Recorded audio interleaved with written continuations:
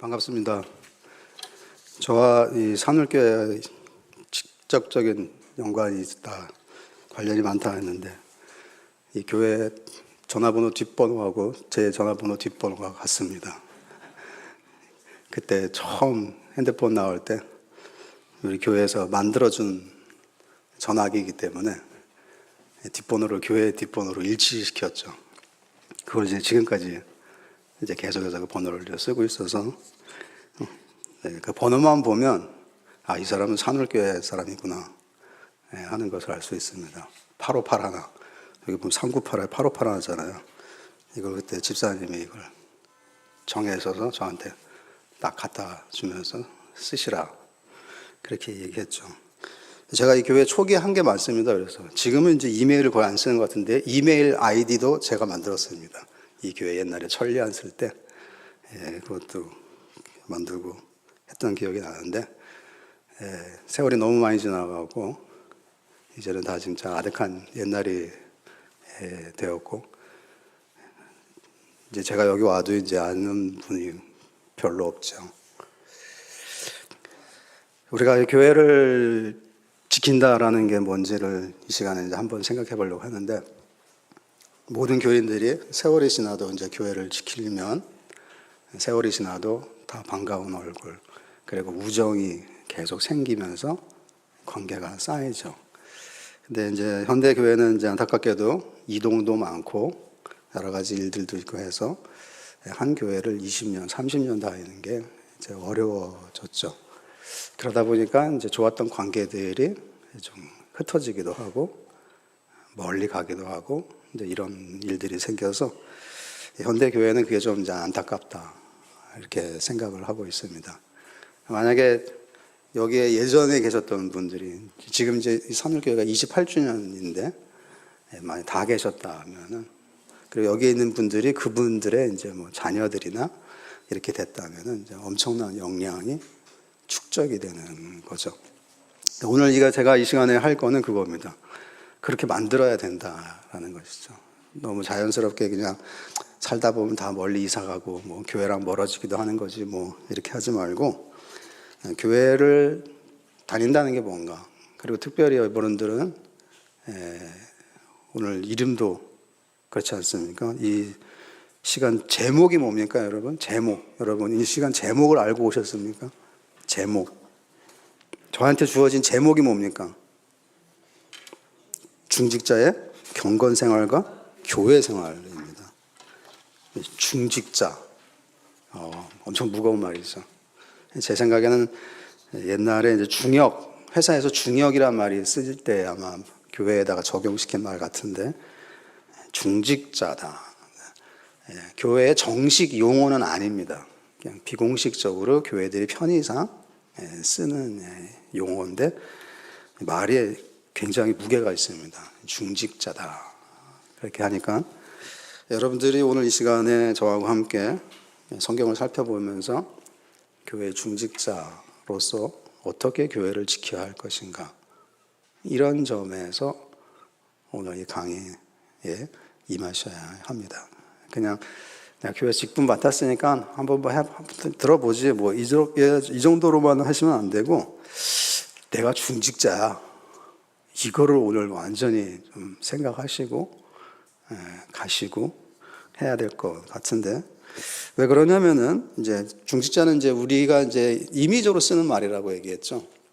교회의 정식 용어는 헌법에 모든 교단 안에는 헌법이라는 게 있습니다. 여러분들 이제 중직자가 되셨으니까 교회에 헌법이 있습니까, 목사님? 그래서 그러면 헌법을 한번 구경시켜 보세요. 요청을 한번 하셔도 됩니다. 여러분들 교회는 그 홈페이지를 제가 어제 살펴보니까 무슨 정보 공개 청구 뭐 이런 것도 있던데 보니까 헌법이란 게 있습니까, 우리한테? 그러면서 교단 헌법이란 게 있습니다.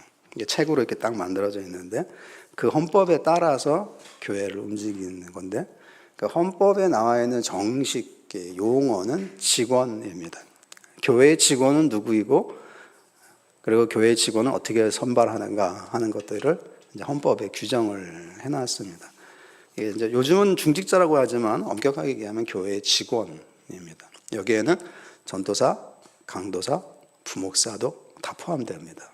장로 안수 집사는 물론이거든요. 이 사람들은 이제 담임 목사와 장로, 안수 집사는 항존직이라 이렇게 얘기하죠. 항상 있는 직분이라 이거죠. 그리고 이제 다른 직분자들을 이제 직원이라 이렇게 얘기해서 사실은 이제 이 자리에 이제 직원이면은 다 와야 되는 겁니다. 우리는 이제 교회 직원이란 말을 교회 사무를 보는 사람 또는 교회 건물을 관리하는 사람 이렇게 쓰는데 헌법상 용어는 교회 직원은 쉽게 얘기하면 중직자들입니다. 교회의 어떤 이제 일정한 책임을 맡은 사람. 왜 이 직원이 중요하겠습니까? 여러분 결국 어떤 우리가 이제 이 개신교회라는 걸 여러분 굉장히 자랑스럽게 생각해야 되는데 이제 이번 주 다음 주가 이제 종교개혁 기념주일인데 사람들이 요즘은 이제 개신교회라는 거에 대해 잘 생각을 안 하고 있는데 이 교회란 데를 운영을 하는 데 있어서 이 신자들을 직원으로 쓰는 제도는 우리 개신교가 유일합니다. 어떤 종교에도 이런 제도는 없어요. 예를 들어서 여러분이 불교를 아시면 또는 천주교를 아시면 살펴보면 되겠지만 거기에는 이런 교인들의 제도를 통해서 교회를 만들어 나간다는 개념이 없습니다. 다른 종교에는 없습니다. 있습니까, 여러분? 불교나 이런 데 보면 없습니다. 보살 이런 게 있지만은 그 사람들이 그 절을 구성하는 어떤 조직체의 책임자나 우리 헌법 용어로 얘기하면 직원이나 이런 개념이 아닙니다. 그냥 절에 출입하는데 그 절을 살림을 잘 좀 돌봐주는 사람들 정도 뭐 이렇게 하죠. 예를 들어 또 천주교는 어떻습니까, 여러분? 천주교의 뭐 평신도 회의들, 뭐 평신도 협의회들 이런 게 있겠지만 그거는 그 신자들의 모임의 어떤 친교 모임이나 이런 거지. 그 사람들이 천주교회 자체의 어떤 중심적인 임무를 맡은 어떤 우리 헌법의 개념으로 직원 또는 어떤 이제 뭐 우리 식으로 얘기하면 뭐 장로라든지 권사라든지 이런 책임지는 자리는 없습니다. 그러니까 우리 이 개신교회 교회라는 데에는 이렇게 장로들 중심으로 회의를 하고 그다음에 또 일할 사람을 위해서 집사를 세우고 권면을 하기 위해서 권사를 세우고 여러 직분을 두면서 이 직분들이 모여서 교회를 만들어 간다. 교회를 해나간다라는 거는 우리 이 개신교의 독특한 현상입니다. 그리고 이제 이렇게 하도록 이제 한 게 쉽게 얘기하면 종교개혁이라고 얘기할 수가 있는 거죠. 그래서 이런 전통이 우리한테 있기 때문에 여러분들이 그런 전통 안에 서 있어서 회사라고 칩시다. 자, 여러분. 회사면 그 회사의 실력이나 그 회사의 미래는 소위 말하는 직원 또는 중역들의 실력과 인품에 달려있죠. 그 사람들이 얼마나 창의적인가. 그 사람들이 얼마나 소통을 잘하는가. 그 사람이 얼마나 혁신적인가. 그렇죠? 얼마나 부서를 잘 끌고 가는가. 그리고 각 부서마다 체계가 잘 잡혀 있는가. 이게 그 회사의 쉽게 이야기하면 실력입니다.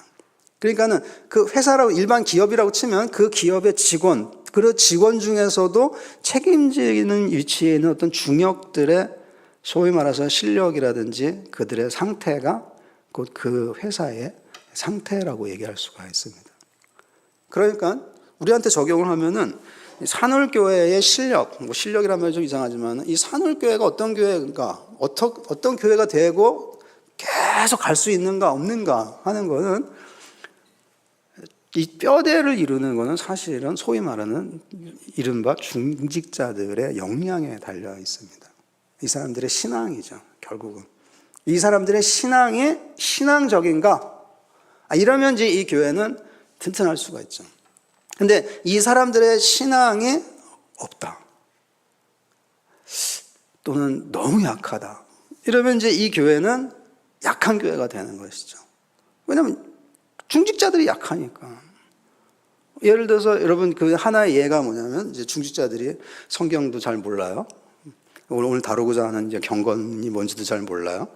그러면 이제 소위 말해서 이제 유행하는 이단이 들어오거나 이제 바깥에서 이제 중직자들을 슬슬 유혹하죠. 뭐 심지어 어떤 교회들은 당회를 통째로 유혹해서 빼내간다.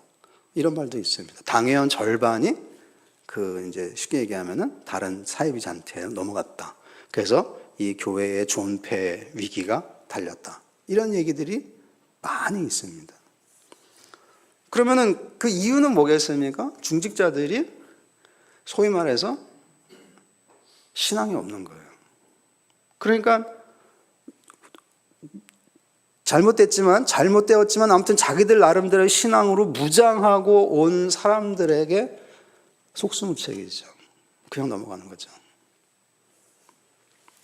그러니까 이제 여러분들이 중요해지고, 특별히 이제 새로 이제 임무를 맡았을 때 처음 첫 단추라고 하죠. 첫 단추를 어떻게 이제 잘 꿰느냐에 따라서 온 매무새가 잘 나오는 것처럼, 여러분들이 이제 어떻게 하느냐에 따라서 이 산울교회의 이제 미래나 이런 게 좌우가 되고 결정이 되기도 하는 거죠. 이게 계속 이 신앙이 내려와야 되는 거예요. 전수가 돼야 되는 거예요, 신앙이. 그러려면 어느 세대든지 그 세대부터 신앙이 착실해지고 올바르게 되고 교회적이어야 되고 해야 되는 거죠. 그러면 이제 신앙이 내려올 수가 있고, 이제 교인들이 계속 이 교회를 다닐 수가 있게 되는데, 이제 뭐 신앙이 부족하거나 교회 외적인 환경의 변화로 인해서 어떤 어려움이 생겼거나 이러면 아무리 친했던 교인들이라 하더라도 떠나죠. 그러면 역사가 단절이 되는 겁니다. 어려워지는 것이죠. 그러면 새로 시작하려고 하는 사람은 참 힘들어지는 것이죠. 역사의 단절이 있기 때문에. 그래서 여러분들이 내가 참 중직자로서 이번에 이제 직분을 맡아서 이 교회를 위해서 뭘 어떻게 해야 되나 할 때 이런 자리를 마련했고, 특별히 이런 제목을 정했습니다. 이건 제가 정한 게 아닙니다. 목사님이 저한테 준 겁니다. 이걸 하라 이렇게. 다시 한번 읽어드리면은 중직자의 경건 생활과 교회 생활입니다. 여기 그래서 저희가 오늘 초점을 맞추고자 하는 것은 경건입니다. 우리가 교회에서 흔히 많이 쓰는 말인데, 경건이 이제 뭐냐 하는 것이죠. 이 경건과 관련해서, 경건이라는 교회의 주제와 관련해서 나름 유명한 책을 쓰신 분이 여기 나와 있는 제리 브리지스라는 사람입니다. 내비게이터 사람인데, 내비게이터를 좀 아는 사람은 이 사람 책을 좀 보죠. 유명한 사람입니다. 이쪽에서는. 이 사람이 하는 말이 여기 나와 있죠. 그리스도인으로서 받을 수 있는 최고의 찬사가 있다면 그것은 바로 경건한 사람이라고 불리는 것이다. 목사도 마찬가지입니다, 여러분. 목사로서 최고의 찬사는 설교를 잘하셔, 큰 교회를 하셨지, 잘생기셨어. 사람들은 심지어는 그런 말까지도 하는데 그건 다 중요한 말이 아니고, 경건한 목사님이셔. 이러면은 그게 최고의 찬사가 되는 것이죠. 근데 여러분, 이 말을 듣는 순간 좀 이렇게 감이 좀 떨어지시려고 생각하는데, 경건하다라는 말은 요즘은 이제 유행어가 아닙니다. 한물 간 용어고 사람들이 교회에서도 잘 안 씁니다. 어떻게 말하면 뭐라고 말할까? 교회에서도 이 경건하다가 뭔지를 잘 이제는 잊어먹고 있는 것이죠. 그래서 경건한 분위기, 경건한 목사, 경건한 신자, 경건한 교회, 경건한 예배였어. 이런 것들이 요즘은 참 그리운 단어가 되었는데, 분명한 건 이겁니다. 그리스도인으로서 받을 수 있는 최고의 찬사는 경건한 사람이다. 우리는 오늘 여기 짧게지만은 이 경건하다는 게, 경건이 뭔지를 지금, 경건한 생활을 어떻게 해야 되는지, 여러분은 경건한 생활을 어떻게 해야 되는지를 다루려고 하고 있는 건데, 뭐 사람들은 이렇게 생각했을지 몰라요. 경건 생활을 하면 뭐 큐티를 어떻게 하고, 뭐 기도를 어떻게 하고, 중보 기도를 어떻게 하고, 그렇게 하는데, 그거보다는 좀 더 근본적인 거를 항상 먼저 해야 됩니다. 항상 우리가 뭔가를 새로 공부하거나 뭔가를 알아보려고 할 때는 항상 근본적인 것부터 먼저 해야 되는데, 이게 조금 이제 힘들고 어렵다 보니까 사람들은 이걸 안 하려고 해서, 사실 요즘은 세상이 교회건 사회건 간에 이게 근본이 없는 세상이 돼버렸습니다. 허약하죠. 조그만한 위기나 이런 게 오면은 금방 쓰러지는, 금방 넘어지는, 이렇게 돼버렸는데, 경건이 뭐냐 하는 근본적인 걸 한번 다루려고 하고 이 자리에 왔습니다. 그래서 여러분, 첫 번째로 보면, 여러분, 경건 생활을 하시려면, 여러분, 경건 생활을 해야지, 내가 이제 중직자인데 경건 생활을 해야지라고 하면, 경건이 뭔지를 알아야 뭐 경건 생활을 하죠. 그렇지 않겠습니까? 경건이 뭔지를 모르는데 어떻게 경건 생활을 할 수가 있겠습니까? 경건이 뭔지를 이제 알아야 돼서 첫 번째 다루는 게 이게 여기 나와 있습니다. 먼저 아셔야 되는 것은 이 경건이란 단어는 헬라어로 말하면 여기 나와 있는데, 이 단어는 헬라 용어, 즉 그리스, 고대 그리스에서 나오는 거고 성경의 독특한 용어만은 아니라는 점입니다. 그러니까 이 당시 이 신약 성경이 쓰여지던 당시 헬라, 이 기독교가 배경으로 하고 있었던, 시작할 때 배경으로 있었던 그 고대 헬라 문화에서 쓰이던 용어들입니다. 이 경건이라는 단어가 헬라어는 거기 써 있습니다. 근데 언제 쓰였느냐 하면 여기 나와 있습니다. 조상들이나 또는 나이 든 가족들 또는 통치자 또는 왕들 또는 법규나 제도들, 이런 것들에 대해서 그 헬라 시대 사람들이, 고대 그리스 사람들이죠, 이 사람들이 가졌던 일반적인 어떤 존경심, 공경하는 태도, 그리고 귀하게 여겨야 하겠다라고 할 때 쓰는 말이 이 경건이라는 단어였습니다. 어떤 말인지 아시겠죠? 그러니까 그래서 우리식으로 개념하면은 옛날입니다. 웃어른, 부모님이나 할아버지나 할아버지 웃어른에게 잘 대하는, 부모님을 잘 대하는 태도를 뭐라고 합니까? 우리 한 글자 한자로 효라고 하잖아요. 효도라고 하잖아요. 그 효도라는 개념에 경건이라는 개념이 들어가 있는 것이에요. 그래서 여러분 여기 보면은, 여기 용례를 제가 이제 하나 찾아왔는데, 여기 1-3번 보십시오. 1-3, 1.3이라고 있죠? 찾으셨습니까? 1.3? 신약성경 이렇게 써 있죠?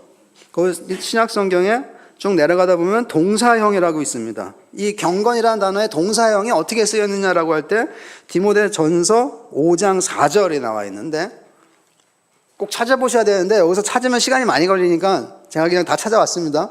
집에 가서 꼭 확인하셔야 돼요.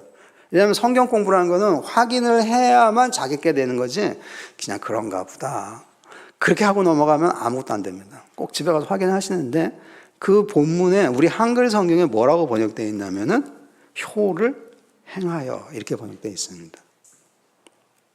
집안에 있는 어른들에게 효를 행하여서 그들을 잘 돌보게 하고 그 짐을 교회에 지우지 말라, 이런 얘기를 하는 맥락에서 나오는 말입니다. 그러니까 우리식으로 얘기하면, 어른을 공경하는 태도에 경건이라는 말이 들어가 있는 건데, 우리는 그걸 경건이라는 말을 안 하고 효 또는 공경 이런 식으로 얘기를 하는 것이죠. 근데 내용을 뭐냐면은 우리가 쓰는 경건이라는 단어랑 일치한다는 것이에요. 그러니까 우리는 웃어른께 경건하게 하는 것을 효도라고 얘기합니다. 그리고 하나님께 공경, 하나님께 효도를 다하는 마음을 이제는 우리 교회 용어로는 경건이다, 이렇게 얘기를 한다라는 것이죠. 그러니까 어려운 개념입니까? 아닙니까? 경건이란 말이 어려운 개념이 아닙니다. 이미 헬라 문화에 있었고, 그 다음에 우리나라 전통에도 있고, 인간이라면 이 말이 무엇인지를 압니다. 그렇지, 왕이나 어른이나 법규나 문화나 제도에 대해서 내가 일정하게 존경하는 마음을 표시해야지 하는 게 이 당시 헬라 시대에서는 경건하다라는 말을 쓴 것입니다.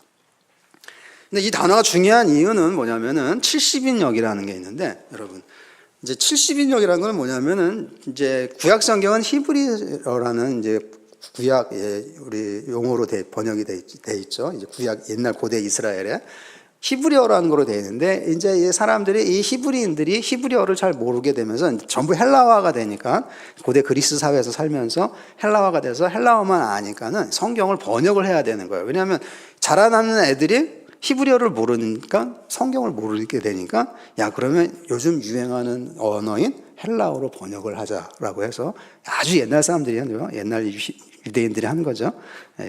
자기네 성경을, 구약 성경이죠, 이거를 헬라 말로 번역을 한 유명한 성경책이 있습니다. 우리는 안 씁니다. 우리는 그걸 읽을 필요는 없으니까 안 쓰는데, 학자들은 이걸 꼭 참고를 하죠.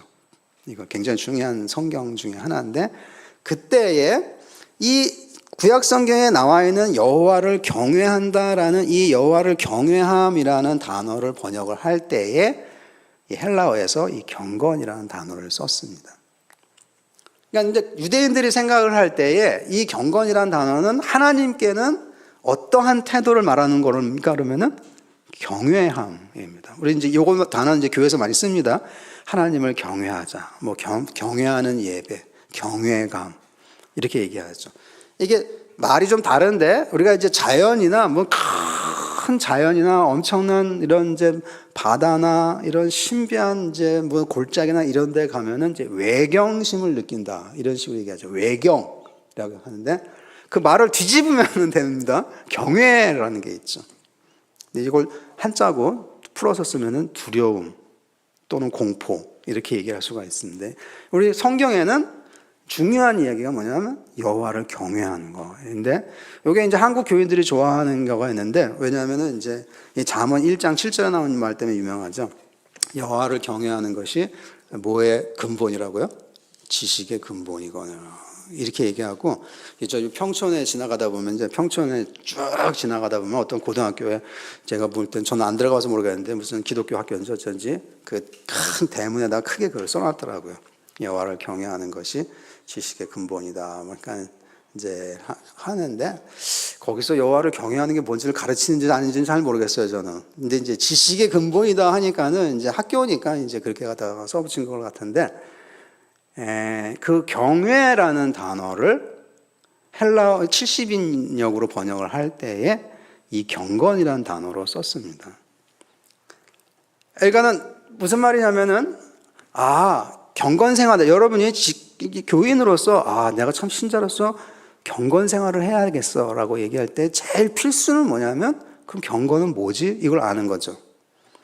근데 이런 맥락들을 보면은 지금 헬라 문화에서 어떻게 쓰였는지 그리고 그 당시에 이제 70인역이라는 성경 번역을 어떻게 했는지를 이렇게 보면은 이제 짐작이 됩니다. 요거는 경건하다라는 거는 어떤 태도를 말합니까? 교회 하나님 신앙과 관련해서는 하나님을 향해서 경외하는 마음이에요. 경외하는 태도를 가르칩니다. 이게. 그러니까 경건한 신자가 되려면 어떻게 해야 됩니까? 라고 하면은 한마디로 말하면 이렇게 얘기해야 됩니다. 당신은 여호와 하나님을 경외하십니까? 이렇게 물어보면 돼요. 당신은 교회를 경외합니까? 이렇게 물어보면 되는 것이죠. 당신은 성경 말씀을 경외하십니까? 이렇게 물어봐도 되는 것입니다.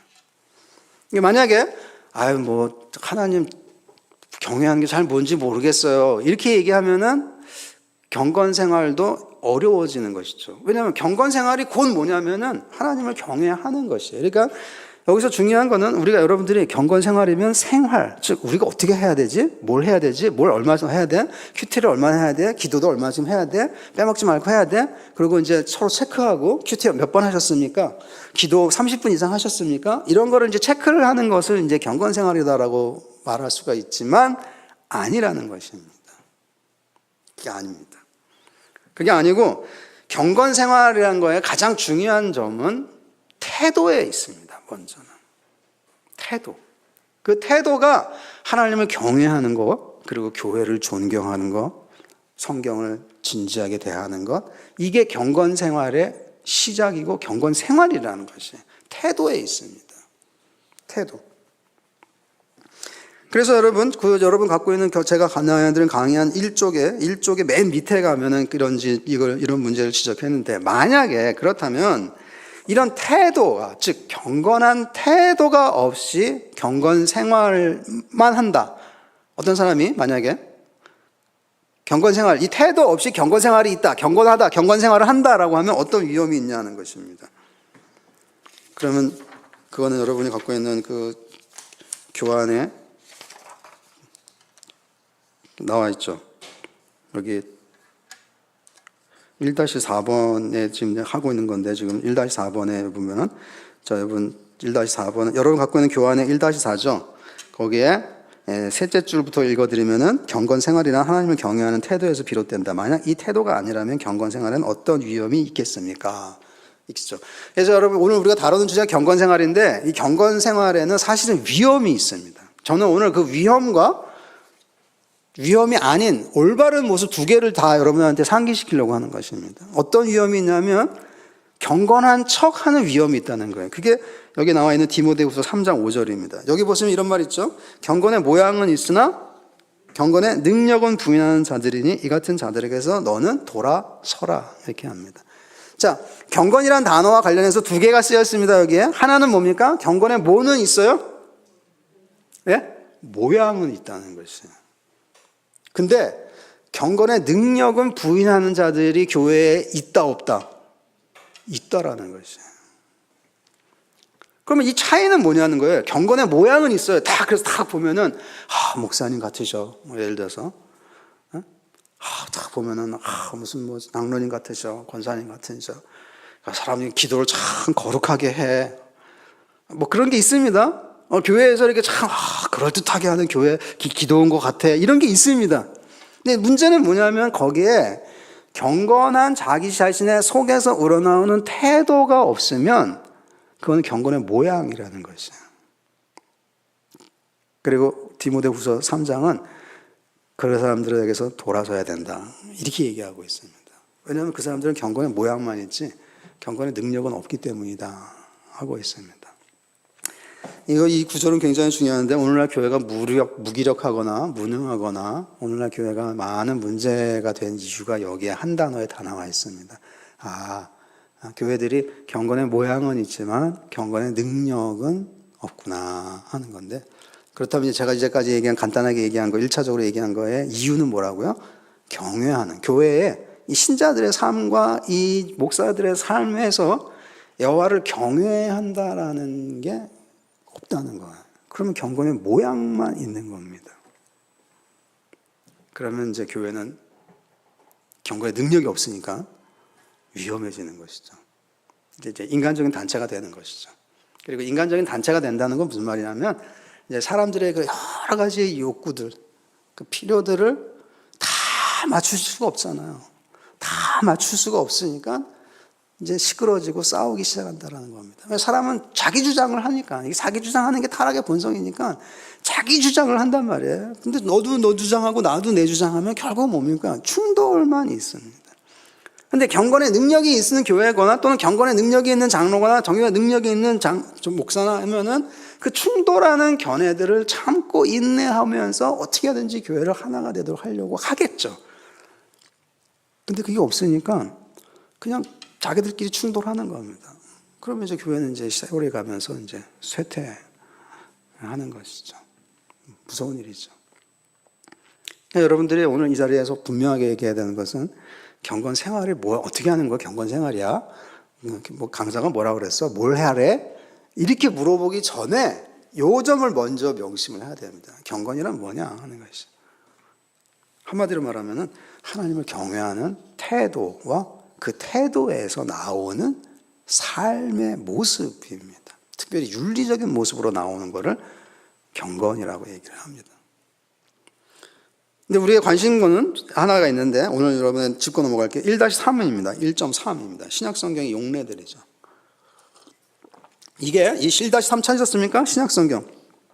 여기에 경건이라는 단어의 명사형, 동사형, 부사형, 형용사형을 제가 찾을 수 있는 범위 내에서 다 찾아봤습니다.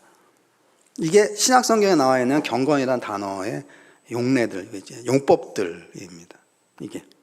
그러니까 경건이라는 게 뭐야? 라고 하면은 이 단어들을 다 찾아가면서 종합적인 견해, 종합적인 결론을 내리면은 그게 성경이 가르치는 경건이구나 하는 겁니다. 우리 개신교의 특징은 항상 여러분 어떤 주제나 뭐를 공부하거나 할 때 항상 성경적으로 한다는 게 있습니다. 이거는 교인이라면 다 인정을 해요. 성경적으로 해야지 하는 것입니다. 그 성경적으로 한다는 건 뭐냐면 그러면 그 주제에 대해서 성경이 뭐라고 얘기하고 있는데 그럼 찾아보는 것입니다. 이제 여러분이 이제 중직자도 되셨으니까 이제 여러분 이제 성경 공부를 좀 하셔야 돼요. 아까 제가 말씀드렸지 않습니까? 중직자인데 교회 장로인데 성경을 하나도 몰라.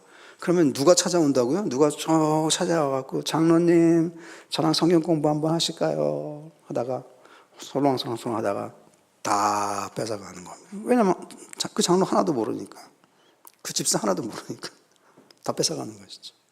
근데 저 사람 말 들어보면 유혹하러 온 사람 말 들어보면 그런 것 같거든요. 그 사람들도 희한하게 얘기하는 그런 습관 능력이 있기 때문에 정말 성경에 이런 게 있었네 라고 하면서 그 얘기가 진짜인 것 같거든요. 그러면 이제 슬슬 넘어가는 것이죠.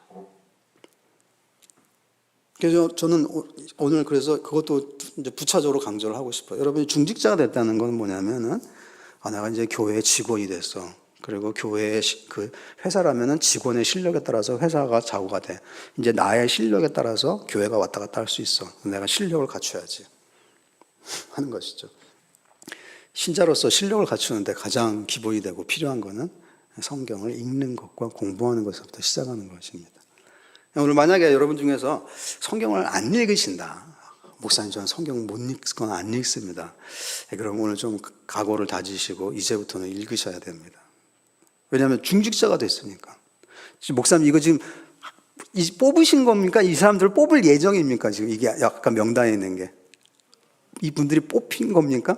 중직자가 그러니까 임직되는 거죠? 임직자란 말이에요. 그러면 이제 임직자인데, 그럼 내가 이제 마음을 이제 교회 임직자로서 중직자가 돼서 어떻게 할까? 성경을 읽으셔야 됩니다. 눈이 침침해서 목사님 저는 못 읽습니다. 그러면 큰 활자, 요즘 큰 활자 책이라는 거 있습니다. 이따만하게 나오는 활자, 큰 거. 저는 글을 너무 힘들어서 난독증이 있어요. 그러면 오디오북을 들으시면 됩니다. 요즘 핑계 댈 게 뭐가 있습니까? 요즘 못한다라고 말할 수 있는 게 뭐가 있습니까? 요즘 세상에서. 요즘 세상에 부족한 게 있습니까, 여러분? 부족한 거는 오직 우리의 의지와 노력만이 부족할 따름이지 요즘은 부족한 거 없습니다. 매일 성경 같은 것도 여러분 큰 글자 나오지 않습니까?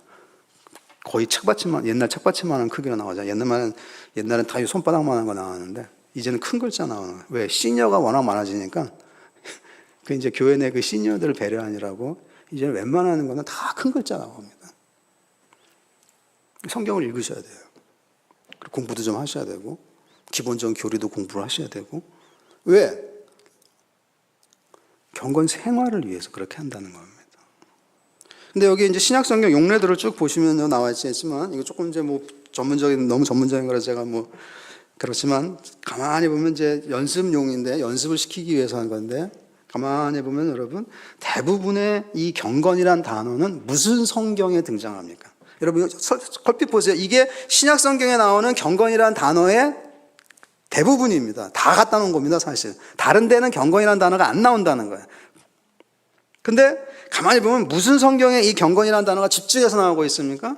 보면은 다 디모데 전서 아니면 디모데 후서 아니면 디도서에 나옵니다. 이게 즉 목회서신이라고 알려진 거에 많이 나오죠. 즉 사도 바울이 교회에 당부하는 내용으로 구성되어 있는 이 목회서신에서 특별히 당부하는 게 뭐냐면은 경건합니까? 하는 겁니다. 경건한 교회, 경건한 생활을 해야 된다라는 것이죠. 그리고 이게 아까 제가 헬라 시대의 그 용례를 얘기하시면 했는데 왜 특별히 이 디모데 전서와 후서에 디도서 집중되어 있냐면은 이 디모데 전서와 후서는 디모데에게 보내는 편지로 알고 있죠, 우리가. 근데 이 디모데라는 바울의 사역자가, 후계자가 에베소에서 목회를 하고 있었습니다. 주로 에베소를 담당하고 있었습니다. 근데 그 에베소 지역에서 사람들이 누구나 알아들을 수 있는 단어가 뭐냐면 요 경건하다라는 단어입니다. 유세베이아 또는 에우세비아라는 단어입니다. 여러분이 그 해외 축구 같은 거를 보시면 종종 남미 선수들 이름 중에 에우세비아 또는 유세비아 이런 이름이 있습니다. 다 성경에서 나오는 이름들이죠. 어떻게 보면 그 단어가 에베소, 이 디모데라는 사람이 주로 목회를 했던 그 에베소라는 지역에서 아주 존경받는 단어였습니다. 이 단어가, 이 경건이라는 단어가. 왜 존경받는지는 그게 강의 안에 나와 있습니다. 여러분, 제가 드린 강의 안에. 그러니까 그 에베소 사람들이 아주 귀하게 여기는 단어인 경건이라는 단어를 갖고 와서 사도 바울이 요거를 신앙에 적용을 한 것입니다. 그래서 특별히 이 디모데 전서와 후서에 이 단어가 집중해서 나오고 있습니다. 나중에 혹시 이 영상만 보시고 강의안 없는 분들은 강의안 하나 구하셔갖고 이 영상하고 이 강의안하고 대조를 좀 해보라라고 이제 부탁을 드리고 싶습니다. 자, 그렇다니까 이제 다시 여러분, 오늘 1-1.4로 다시 오십시오. 1.4로 다시 오시면은 여러분 보시면 나오지만은 그리스도인의 경건에서 가장 중요한 요소는 뭐냐? 아까 제가 말씀드렸습니다 이미. 자, 그리스도인의 경건에서 가장 중요한 것은 하나님을 향한 무슨 태도라고요? 경외하는 태도입니다. 여기 그래서 사도행전 10장과 10장 2절하고 7절을 찾아보시면 여기에 경건이라는 단어와 경외라는 단어가 같이 나옵니다. 혹시 제가 기대할 수 있는지 모르겠지만은 이 사도행전 10장은 누구를 주인공으로 하는 10장에 나오는 주인공이 누군지를 아시면 참 그분 정말 많이 읽었다고 얘기할 수 있겠지만 제가 요즘 신자들한테 그런 것까지 기대하기 좀 어려울 수도 있지만 이 사도행전 10장에 나오는 주인공은 누구겠냐 하면은 고넬료라는 사람입니다. 이방인이죠. 백부장입니다. 근데 이 사람의 신앙생활을 이 사람이 아직 확실한 복음을 사도들을 통해서 듣기 전에 이 사람이 유대교를 좋아했습니다. 유대인들이 믿는 하나님을 좋아했습니다. 그래서 이 사람의 모습과 신앙과 삶의 모습을 묘사한 게 10장 2절과 7절인데 여기에 보면 경건하다라는 말 그리고 경외한다라는 말이 같이 나옵니다. 이게 오늘의 핵심입니다. 다시 한번 강조합니다, 여러분. 자, 여러분이 중직자로서 내가 경건 생활을 해야겠어라고 하면 뭐를 알아야 된다고요? 뭐가 있어야 된다고요? 하나님을 향한 경외하는 태도가 있어야 됩니다. 마음이. 경외심. 하나님을 향해서. 이게 아니면 아까 무슨 위험이 있다고 했죠? 경건의 모양은 있지만 능력은 없는. 능력은 부인하는. 에이, 그런 게 뭐가 중요해. 이렇게 한다는 겁니다. 이렇게 한다는 것이죠. 자, 그래서 여러분 제가 여기 이제 어떤 이제 학자의 말을 인용해서 경건이 뭐다라는 거를 이제 쓴 걸 나왔죠. 1.4의 제일 아래 단어, 문장입니다. 거기 뭐라고 했습니까? 한마디로 말해서 이제 경건이란, 자, 여러분 다 같이 크게 읽어보시기 바랍니다. 제가 시작하면 경건이란 하고는 쭉 읽으시기 바랍니다. 자, 준비하시고 경건이란 을 알고 그 지식에 합당하게 살 때 나타나는 진정한 그리스도인의 모습이다. 요게 경건이라는 겁니다. 근데 그 하나님을 알고라고 얘기했는데 그 하나님을 알고 나면 당연히 나타나는 태도가 뭐라고요? 경외하는 마음입니다. 왜냐하면 하나님은 만만한 분이 아니시기 때문에 그렇죠. 요즘 교회들의 약점 중에 하나는 이제 하나님을 굉장히 친근한 분으로 가르치고 그게 좀 약점이긴 한데 구약성경이나 신약성경을 읽어보면 하나님은 그렇게 친근하게 대하는 기에는 조금 문제가 좀 많습니다. 좀 어려움이 있습니다. 그래서 이 하나님은 경외하실 만한 분이구나 라는 걸 해야 돼요. 그러니까 여러분 이제 경건 생활을 하려면은 이 점이 중요하구나 합니다. 이 하나님을 경외한다는 게 제일 중요합니다. 이게 존 머리라고 하고 좀 존 머레이라고 하고 학교에서 조직 신학을 좀 공부해 보려면 우리 이제 보수적인 신학교죠. 개혁주의를 이제 따르는 신학교에서죠. 조직 신학을 좀 공부하면 꼭 거치는 인물이 하나 있는데 존 머리라는 신학자인데 그 사람이 그런 말을 했습니다. 경외함이란 하나님을 경외함은 경건의 핵심이다. 그렇게 했습니다. 경건의 핵심이 뭐라고요? 하나님을 경외함입니다. 그러니까 하나님을 경외함 없고 하나님 어쩌든지 말든지 내가 모르겠다.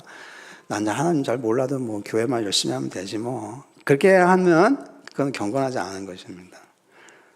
기도도 잘하시던데요. 그러면은 그거는 그냥 교회의 기도문을 통달한 거고 교회의 용어를 통달을 해갖고 그냥 줄줄줄줄줄줄 하는 거고 속에서 이게 경외하는 마음이 안 나오고 저분이 저 기도를 진심으로 하시는 건가 하는 의문이 들면 그거는 사실은 경건하는 건 아니죠.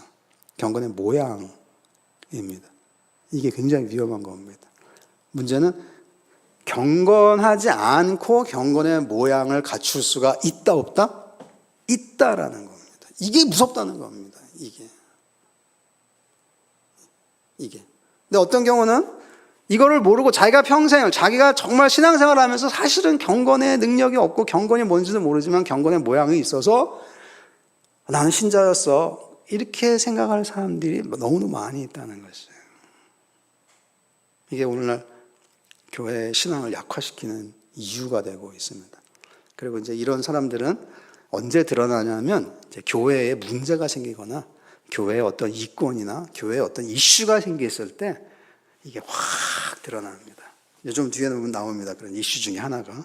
그건 거기에 소개해주고. 자, 여하튼 그래서 지금 경건이란 무엇인지를 제가 이제 소개해드렸고, 경건 생활에서 중요한 거는 생활을 어떻게 해야 돼? 이거보다도 경건이란 뭐구나.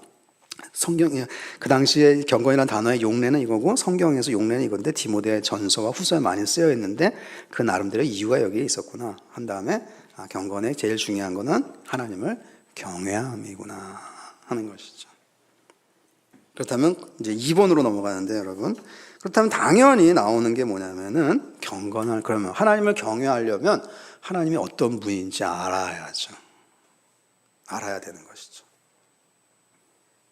예를 드는 겁니다, 여러분. 요즘 이제 노벨상 철이 좀 잘 철이죠. 그래서 이제 발표가 끝났고 이제 거의 다 정리가 됐죠. 이제 무슨 노벨 화학상, 생리상, 무슨 경제학상 이렇게 얘기하는데 보통 사람들은 왜 이게 노벨상 감인지 잘 모릅니다. 그러면 이게 왜 노벨상 감인지를 알려면 여러분 누가만 알 수 있습니까? 이 사람이 이건 노벨상 받을 만하지. 이렇게 말할 만한 사람이면 뭘 알아야 됩니까? 그 경제학, 그 사람 만든 그 이론이나 그 사람이 발행했던 그 생리학 이론이나 그 의학 이론이 얼마나 중요한 거고 이게 인류 사람들의 생활에 얼마나 도움이 되고 하는지를 알아야 이 사람이 노벨상 받을 만해. 이런 말을 할 수가 있는 것이죠. 그거를 모르는 우리 같은 평범한 사람들은 그냥 뭡니까?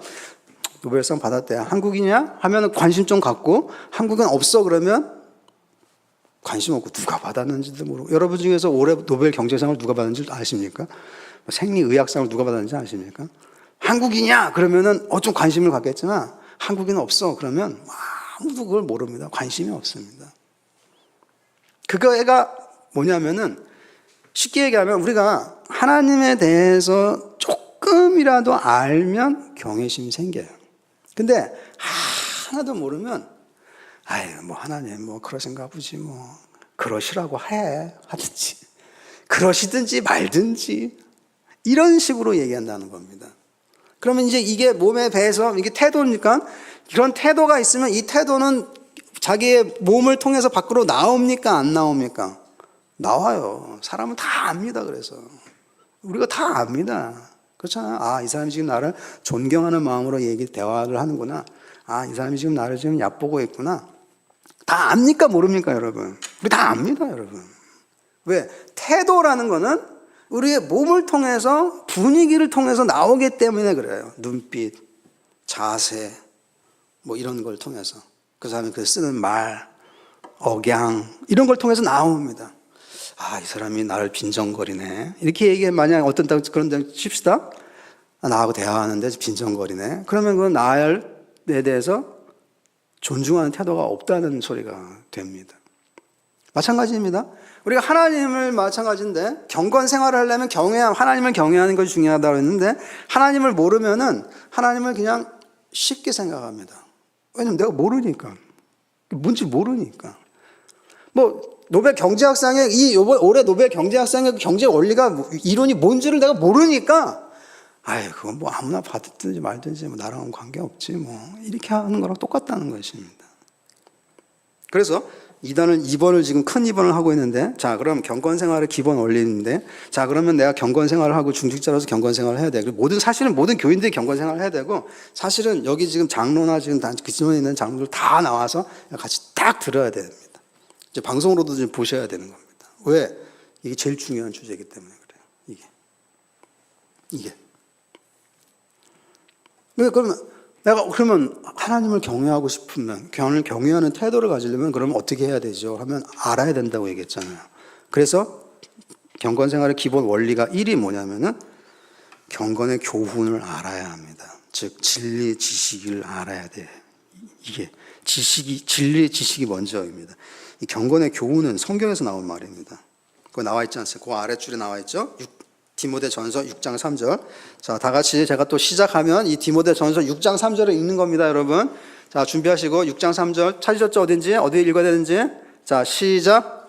누구든지 다른 교훈을 하며 바른 말 곧 우리 주 예수 그리스도의 말씀과 경건에 관한 교훈에 창념치 아니하면 점점점점 하고 있어요. 여기에도 경건이라는 단어가 나오는데, 그러면 경건 생활을 어떻게 하는 겁니까? 라고 할 때 열심히 하면 됩니까? 물론 열심히 하면 되는데 그 전에 필요한 게 있다는 거예요. 경건에 관한 교훈에 어떻게 해야 된다는 거예요? 지금 옛날 성경 표현입니다. 창념. 경건에 관한 교훈을 좋아하고 공부하고 알아야 된다라는 것입니다. 경건에 관한 교훈이 있다는 것이에요. 그럼 이게 뭘까라고 생각하면 그 뒤에도 나오는데, 그 뒤는 제가 읽어드리겠습니다. 디도서 1장 6절, 아니야, 디모데전서 3장 16절에 그 다음 바로 이어지는 문장이죠. 크도다 경건의 비밀이요. 그렇지 않다 하느니 없도다 라고 한 다음에 이 말이 나옵니다. 그는 육신으로 나타나는 바 되시고. 여기 한 6개 정도 나오는데 제가 그건 뭐 길어서 생략했고, 이게 뭐다라는 것만 알려주기 위해서 나왔는데, 크도다 경건의 비밀이요 이렇게 있습니다. 어떤 경건에 미스테리한 게 있다는 게 아니라 경건에는 지식이 있다는 거예요. 그리고 그 지식이 뭔지를 디모데전서 3장 16절이 한 6가지, 7가지 정도로 얘기해 주는데 교리적인 내용이었습니다. 그리스도는 누구신가? 그거죠. 그 교리적인 내용이야. 그러니까 경건의 비밀이여라고 하는 거는, 즉 경건에 관한 교훈이라는 건 뭐냐면은, 하나님은 누구시고 그리스도는 누구시고 성령님은 누구시고 우리가 받은 구원은 뭐고 교회라는 건 뭐고 종말이라는 거는 뭐구나 하는 거를 아는 것과 깊은 연관이 있습니다. 그 중에서도 특히 아까 얘기했듯이 하나님을 경외해야 되니까 하나님의 속성과 성품을 알아야 돼요. 그리고 그 하나님의 속성과 성품을 알 때에 그 하나님의 속성과 성품이 나에게 이건 참 위대한 건데, 참 아름다운 건데, 참 경건한 건데, 이런 식으로 다가와야 되는 겁니다. 무슨 말이냐면 여러분, 예를 드는 겁니다. 성경에 보면 하나님의 중요한 속성이나 성품이죠. 속성이죠. 하나님은 영원하시다 이런 말이 있습니다. 그렇습니까? 하나님은 일시적입니까? 영원하십니까? 영원하시죠. 그러면 하나님을 안다는 건 뭐냐면, 우리가 경건에 관한 교훈을 조금 공부한다는 건 뭐냐면, 하나님은 영원하신다고 했을 때 그 영원하다는 게 나한테 좀 다가와야 되는 거예요. 그래서 그 영원하다는 게 성경적으로 뭔지에 대해서 내가 조금은 느끼고 고개를 숙일 줄 알고 해야 되는 것이죠. 그러려면 생각을 해야 되는데, 제가 여기까지 얘기하면 이제 사람들이 더 엄청 좀 힘들어하죠. 그래서 이 성경에 하나님은 거룩하시다. 여러분은 교회 다니면서 다 하나님은 거룩하신 하나님 아버지, 그렇죠? 거룩하신 아버지 하나님 이렇게 다 기도합니다. 근데 문제는 뭐냐면, 그러면 내가 거룩하신 하나님 이렇게 기도를 시작할 때에 최소한 0.1mm라도 하나님은 정말 거룩하시고 그 거룩하신 분 앞에서 우리와 같은 죄인들은 정말 보잘것이 없지라는 게 0.01g이나 0.01mm라도 전달이 되느냐 하는 것입니다. 만약에 하나도 전달이 안 되면서 하나님은 거룩하시고 우리의 영원한 아버지이시며 지혜로우시고 자비하시고 인자와 긍휼이 무궁하심으로 이렇게 얘기한다면 그거는 경건의 모양은 있는 겁니다. 근데 능력이 없는 것이죠. 그 능력이 없으니까 생활에서는 경건하지 않죠. 그럼 그걸 다 지켜보는 자식이나 그걸 다 지켜보는 직원들은 어떻게 합니까? 위선자야 이렇게 얘기하죠. 수많은 교회 교인 자녀들이 자기 부모를 위선자라고 보고 있습니다. 그리고 교회 안 나옵니다. 당연하죠. 위선자인데 뭐 부모님이 위선자인데 뭐하러 교회 가겠습니까? 나도 위선자 되라고? 그러니까 교회 안 와요. 왜? 경건의 모양은 있어요. 근데 능력이 없어요. 능력이 없어요. 그래 뭐 제가 뭐 다른 문제를 다루는 게 아닙니다. 우리의 문제를 다루는 겁니다. 우리 교회들의 문제를 다루는 겁니다. 이렇게 교회들이 많고 시설도 다 작아졌고 하지만은 하나님은 거룩하시다라는 것에 대해서 경외하는 태도가 있느냐 하는 겁니다.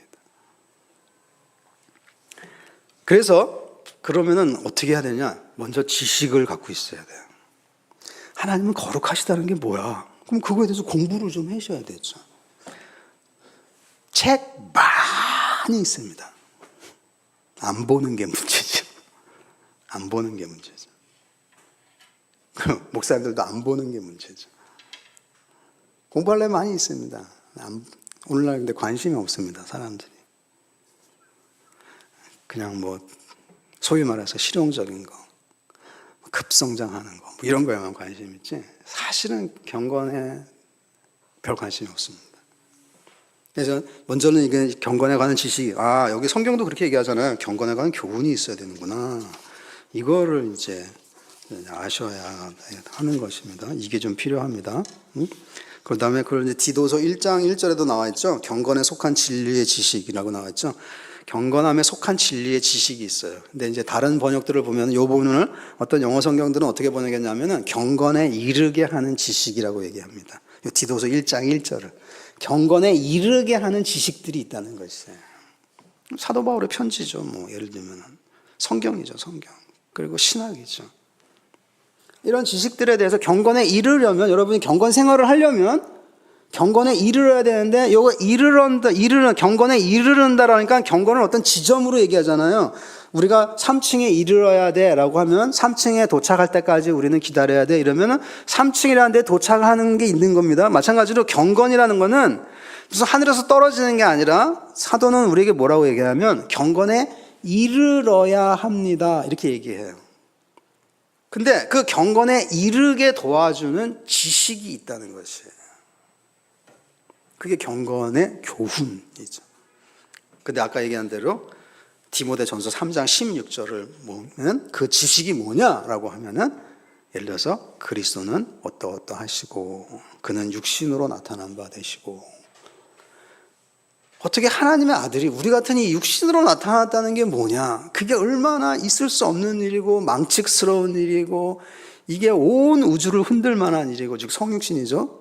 그런 거를 좀 약간이라도 생각하면서 느낄 줄 알아야, 성탄절에 오면 하나님의 인간의 몸으로 오셨다는 게 그렇게 놀라운 거구나 하면서 감사할 수 있게 되지, 그냥 뭐 여기다 앞에다가 뭐 아기 예수 같다, 아기 인형 갖다가 쑥 놓고서 뭐 캐롤 하나 부르고 딱 그렇게 끝나고 나면 그게 쉽게 얘기하면 경건의 능력이 있는 거냐 하는 겁니다. 그게 우리가 성탄절을 보내는 방법이겠느냐 하는 것입니다. 예를 들면 모든 말에는 여러분 내용이 있고 깊이가 있습니다. 이 내용과 깊이가 사라지는 순간 말은 아무것도 아니게 돼요. 우리는 그래서 이제 얘기하잖아요. 그 사람이 쉽게 말하면 함부로 말하는 사람 있지 않습니까? 그 자기가 말하는 말의 깊이와 내용을 하나도 신경 쓰지 않고 중요하게 여기지 않게 함부로 말해요. 그러면 우리 그 사람은 잘 대하지 않습니다. 취급하지 않으려고 합니다. 왜냐하면 함부로 말하는 사람이니까. 말에는 항상 내용이라는 게 있는데, 이 내용과 말이 떨어지면은 그건 함부로 말하는 것이에요. 그러면 그 사람은 함부로 사는 사람이 됩니다. 마찬가지로 성경의 용어들에는 항상 깊은 신학적인 진리가 있는데, 이 신학적인 진리를 모르고 그냥 막 써버리면 어느 순간에 가면 경건의 모양만 남는 것입니다. 이게 위험하다는 겁니다. 그래서 첫 번째, 여러분이 경건 생활을 해야 돼라고 하면 경건에 관한 교훈을 먼저 아셔야 돼요. 저와 같은 목사의 책임은 딴 게 아닙니다. 교인들이 당신이 각자 공부하세요 이러면 모르잖아요. 어떻게 어디서부터 해야 될지 모르니까 그거를 좀 할 수 있도록 인도해주고 알려주고 도와주고 지도해주고 뭐 하는 게 사실은 저 같은 목사들이 할 일이죠. 그걸 해야 되는 것이죠. 그게 필요하고, 자, 두 번째는 두 번인데, 동그라미 두 번째죠. 경건의 생활에 있어서 원리입니다, 원리. 뭐가 필요하냐, 두 가지를 했는데, 하나는 지식이 필요해요. 경건에 관한 교훈. 또 하나는 뭐라고 했습니까? 두 번째. 뭐가 필요합니까? 경건에 이르려면 연습을 하라고 얘기하고 있습니다. 이건 유명한 성경 구절입니다. 디모데전서 4장 7절. 다시 읽어보겠습니다. 여러분 전부 힘을 내서 읽어보십시오. 디모데전서 4장 7절. 자, 준비, 시작. 망령되고 허탄한 신화를 버리고 오직 경건에 이르기를 연습하라. 사도 바울의 말입니다. 디모데전서에 나오는. 경건은 하늘에서 떨어지는 게 아니라 어떻게 해서 얻는 거라고요? 연습입니다. 프랙티스라고 번역됩니다. 실습, 연습하는 겁니다. 그러니까 시행착오도 있을 수 있죠. 연습이니까. 계속 연습하시고 훈련하십시오. 이렇게 얘기하고 있습니다. 그러니까 경건 생활을 하려면 연습이 좀 필요하구나 하는 것이죠. 지식이 필요하죠. 연습이 필요하죠. 근데 여러분 이게 뭐 좀 새로운 말입니까? 아니죠. 어떤 분야든지 그렇죠, 여러분. 하다못해 여러분 요즘 세상에서 보면은 여러분 자기 몸을 잘 가꾸고 싶고 자기 몸의 근육을 단련하고 싶어도 지식이 필요합니까? 안 필요합니까? 필요해요. 처음 가보면 이 근육과 이 근육은 어떻게 돼 있고 이 근육의 특징은 뭐고 하면서 알려주면서 그런 신체에 대해서 구성부터 알려주기 시작합니다. 그래서 이제 고객님은 요 근육을 단련시키고 요 부분을 단련시키려면 요쪽 근육을 쓰시고 요쪽 근육을 강화하는 데는 무슨 게 도움이 되고 그 식품은 저희 비품 비치됐으니까 저기서 사시면 됩니다라고 해서 이익도 보고 합니다. 뭐든지 지식이 먼저 있습니다. 그리고 그 지식을 어떻게 계속 훈련하고 쓰는지를 가르쳐 줍니다. 그럼 그게 착착착착착 자기 거가 되고 훈련이 되고 성장하고 자라가는 것입니다.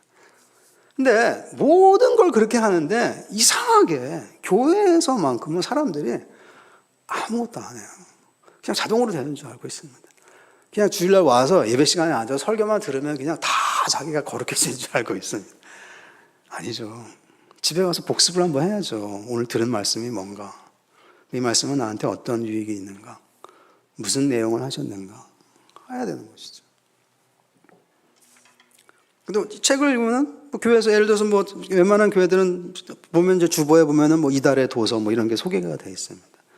중요한 책을 좀 소개를 해줘야 되는데 그렇게 안 중요한 책을 소개해주는 게 좀 문제긴 하지만은 여하튼 소개를 해주고 있습니다. 그럼 그걸 보면서 여기에서 나는 어떤 경건을 배울 것인가 이렇게 생각을 해야 되는 것이죠. 물론 여러분 제 말이 요즘같이 바쁘고 할 일 많고 볼 게 투성인 전부 스마트폰에 볼 게 투성인 이 사회 속에서 제가 지금 요구하는 게 여러분한테 어렵다는 건 제 자신이 알고 있습니다.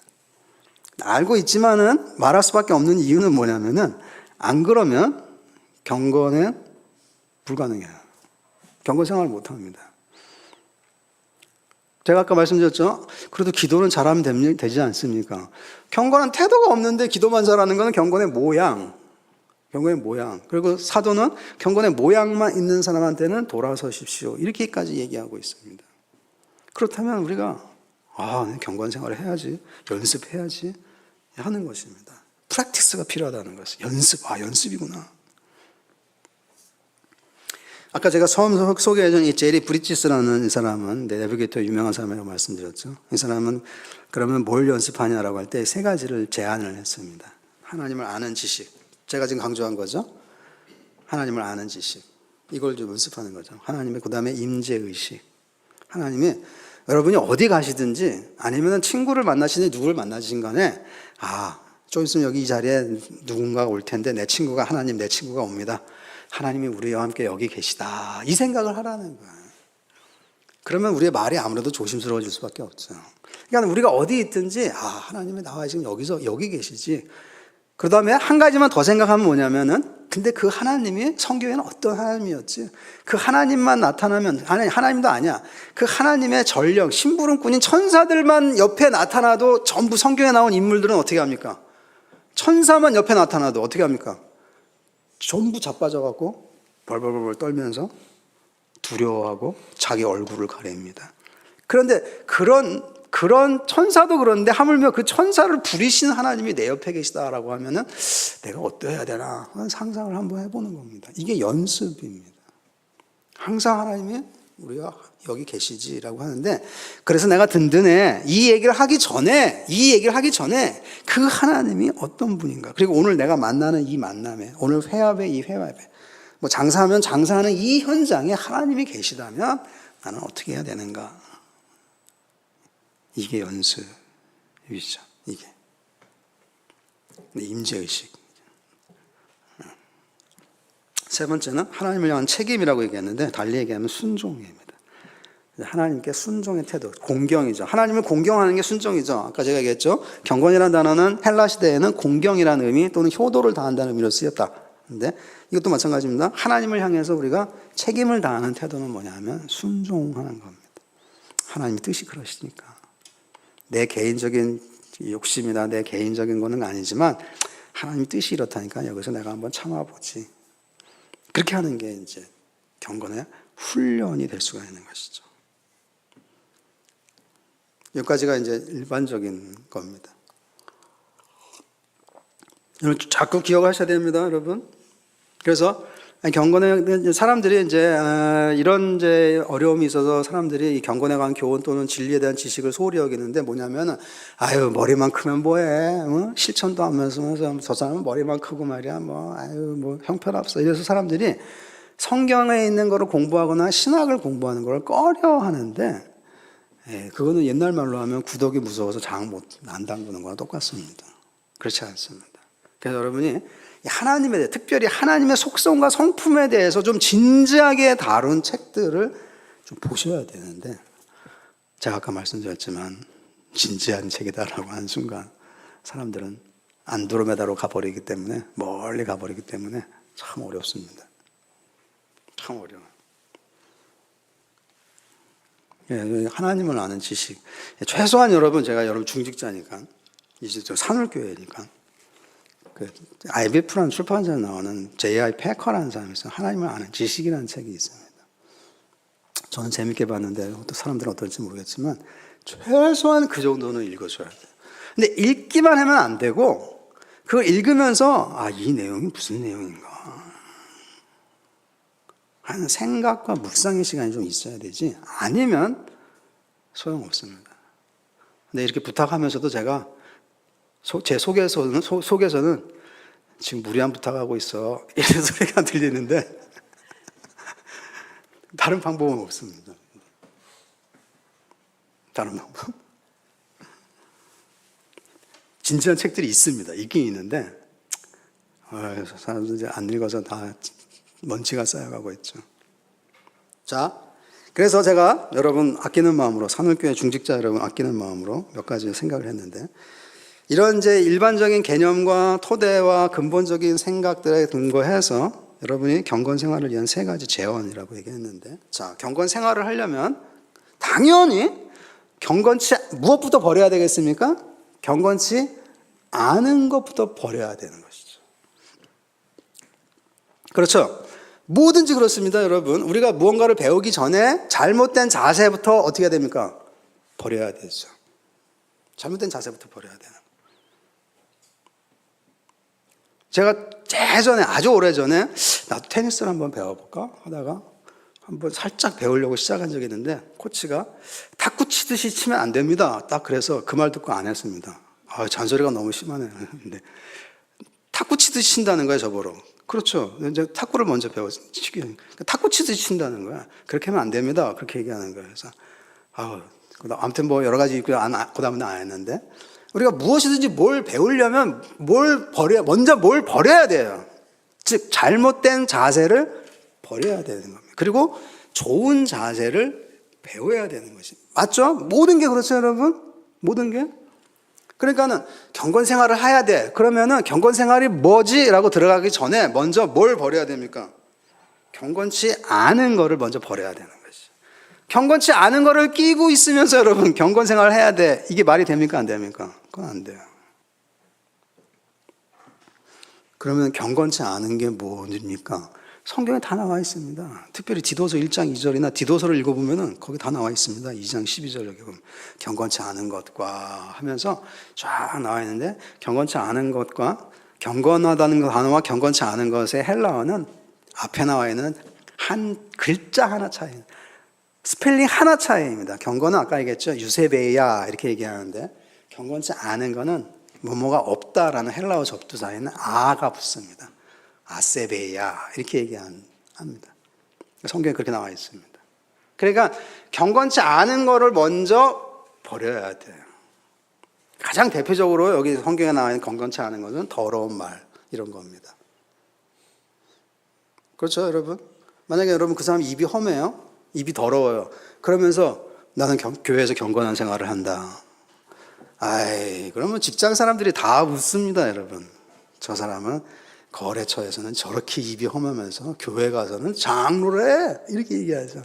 그러면 이제 그 교회의 권위는 어떻게 되는 겁니까? 땅에 뚝 떨어지는 것이죠. 그러니까 여러분이 이제 내가 교회 중직자야. 그러면 먼저 해야 되는 게 뭐냐면 이 경건치 않은 걸 이제 버리기 시작을 하셔야 됩니다. 이거. 두 번째 있는데 이게 성경에서 나오는 겁니다. 성경에 나오는 걸 제가 요즘 현대 생활에서 이제 교회 생활에서 제일 필요한 걸로 이제 먼저 추린 거고 다른 것도 많이 있지만 이게 급속하다. 두 번째, 성경에 디모데전서 3장 6절과 9절의 특징에서 나오는 건데 여러분이 지족하는 삶이어야 합니다. 지족 또는 자족. 지금 현재 수입에 좀 만족하는 마음이 있어야 된다는 것이죠. 자, 성경 읽어봅시다. 디모데전서 3장 6절에서 9절 그 부분 있죠. 시작하면 또 읽으시기 바랍니다. 그 부분만 읽으시면 됩니다. 자, 시작. 그러나 지족하는 마음이 있으면 경건은 큰 이익이 되느니라. 돈을 사랑함이 일만 악의 뿌리가 되나니. 자, 여기서 아까 제가 2번에서 살짝 넘어갔는데 2번 큰 2번 하면서 디모데전서 6장 3절에서 9절까지의 중요성이라고 얘기했는데 이걸 언급 안 하고 넘어갔는데 이 디모데전서 6장 3절에서 9절이 경건을 다루는 데 있어서 중요하다는 본문이에요. 거기에 경건이 3번 나오고 있는데 그 중에 하나가 이겁니다. 지족하는 마음이 있으면 경건은 무슨 이익이요? 큰 이익이 되느니라. 그래서 큰 이익이 된다라고 얘기했으니까 사람들이 생각하는 이익은 뭡니까? 돈이 많이 생기는 게 이익이죠. 그러니까 사도가 그 뒤 이어서 뭐라고 얘기하냐면 근데 돈을 사랑하면 일만 악의 뿌리가 되니까 당신은 망하게 돼 있습니다. 이렇게 되는 것이죠. 경건의 큰 이익을 위해서 해야지 그렇지 않고 에이 경건이 밥 먹여줘 하면서 세상은 말이야 교회에서 가르치는 대로 되는 게 아니야. 교회에서 가르치는 건 교회에서 하는 거고 여기서는 여기서대로 하는 거야. 이렇게 얘기하면 그 사람은 교회 안 다니는 사람은 그 사람은 잘 될 수 있습니다. 왜냐하면 자기 원칙에 충실하니까. 근데 교회 다니는 사람이고 게다가 중직자면 그 사람은 좌초합니다. 반드시 좌초합니다. 좌초. 자처합니다가 아니라 좌초하다 가다가 모래톱에 걸려서 파산한다 하는 것이죠. 왜? 하나님 말씀을 우습게 여기니까 그런 것이죠. 돈을 사랑하면 몇 개의 악이 내 안에 뿌리가 자라기 시작한다고요? 몇 개의 악? 일만 악. 그러니까 여러분 우리 이 세상이 악한 세상이고 진짜 요즘 같으면 이 세상이 이러다가 뭐 어떻게 되려고 하지? 하는 이유가 뭐냐면 일만 악이 꽉 차 있습니다. 왜? 요즘 세상은 돈을 사랑하는 세상이니까. 뭐 여기에 대해서 이의를 달 사람이 있습니까? 요즘 세상은 돈을 사랑하는 세상이라는 말에 대해서 이의를 달 사람이 있습니까, 여러분? 없잖아요. 그러니까 이 세상이 어떻게 합니까? 일만 악이 꽉 차 있습니다. 근데 사도는 뭐라고 우리한테 얘기하냐면 교회 중직자들이요. 지족하는 마음이 있으면 경건은 큰 이익이 됩니다. 그러니까 이 경건 생활을 하는 데 있어서 여러분이 아까 제가 얘기했죠. 큐티는 어떻게 합니까, 목사님? 성경은 몇 장 읽어야 되죠? 기도는 몇 분 하면 됩니까? 이게 중요한 게 아니라는 것이에요. 여러분이 그래 지족하는 삶을 살자. 그러면 경건 생활을 하는 거라는 겁니다. 그러면은 그래 이 월급도 참 감사하지 이렇게 해야 되지. 그거 몇 푼 벌어오는 것 같고 위세 되게 떠네 이렇게 얘기하면 이제 그 집은 경건하지 않은 집이 되는 것입니다. 그럼 경건하지 않은 집은 흔들리기 시작하는 것이죠. 뭐 다른 게 아닙니다, 여러분. 우리는 성경에 이런 게 있구나. 그러면 한번 이렇게 하는 거구나 하는 거죠. 이 자족하는 마음 또는 지족, 옛날 표현이죠. 지족, 족함을 안다는 거죠. 자족하는 마음 하는 것이죠. 자족하는 마음. 그래서 여러분이 이제 산울교회 중직자로서 여러분 경건생활 하려면은 너무 막 새 거에 막 혀놓게 되시고 막 이러시면 이제 경건생활은 힘들어집니다. 왜냐하면 새 거를 살려면 돈이 있어야 돼요. 그렇죠? 그러면 자꾸 돈 벌지 하면 지족하는 마음은 멀어져 갑니다. 그러면 뭐가 멀어져 간다는 거예요? 경건생활 멀어져 간다는 거죠. 굉장히 중요한 말이지만 사람들이 일방적으로 무시하고 있는 말이 오늘 성경에 여기 나와 있습니다. 디모데전서 3장 6절 9절. 아, 지족하는 마음이 있으면 경건은 큰 이익이 되는구나. 이거입니다. 지족하는 마음이 있으면. 자, 세 번째. 경건 생활을 하려면은 여러분의 생활 태도라고 했죠, 아까. 경외하는 태도인데, 하나님을 경외하는 사람에게 나타나는 공통적인 특징이 있습니다. 그게 이겁니다. 3번. 단정하고 고요하게 살아야 한다. 단정하고 고요하게 살아야 한다. 이건 제가 이제 살짝 편집을 한 겁니다. 여기 디모데전서 2장 2절과 이렇게 하는 겁니다. 그 다음에 이제 참고사항으로 보면 야고보서 1장 26절에도 비슷한 표현들이 나옵니다.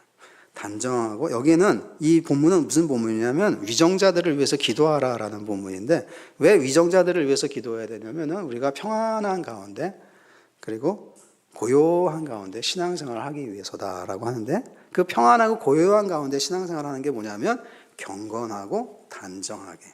이 단정하게라는 우리말로 번역했는데, 이건 우리말로 단정하게 했지만 원래 뜻은 위엄입니다. dignity입니다. 위엄과 격식과 권위가 있는 이런 거를 얘기하는데, 경건하고 같이 쓰였습니다. 그러니까 경건한 사람은 위엄이 있다는 것이죠.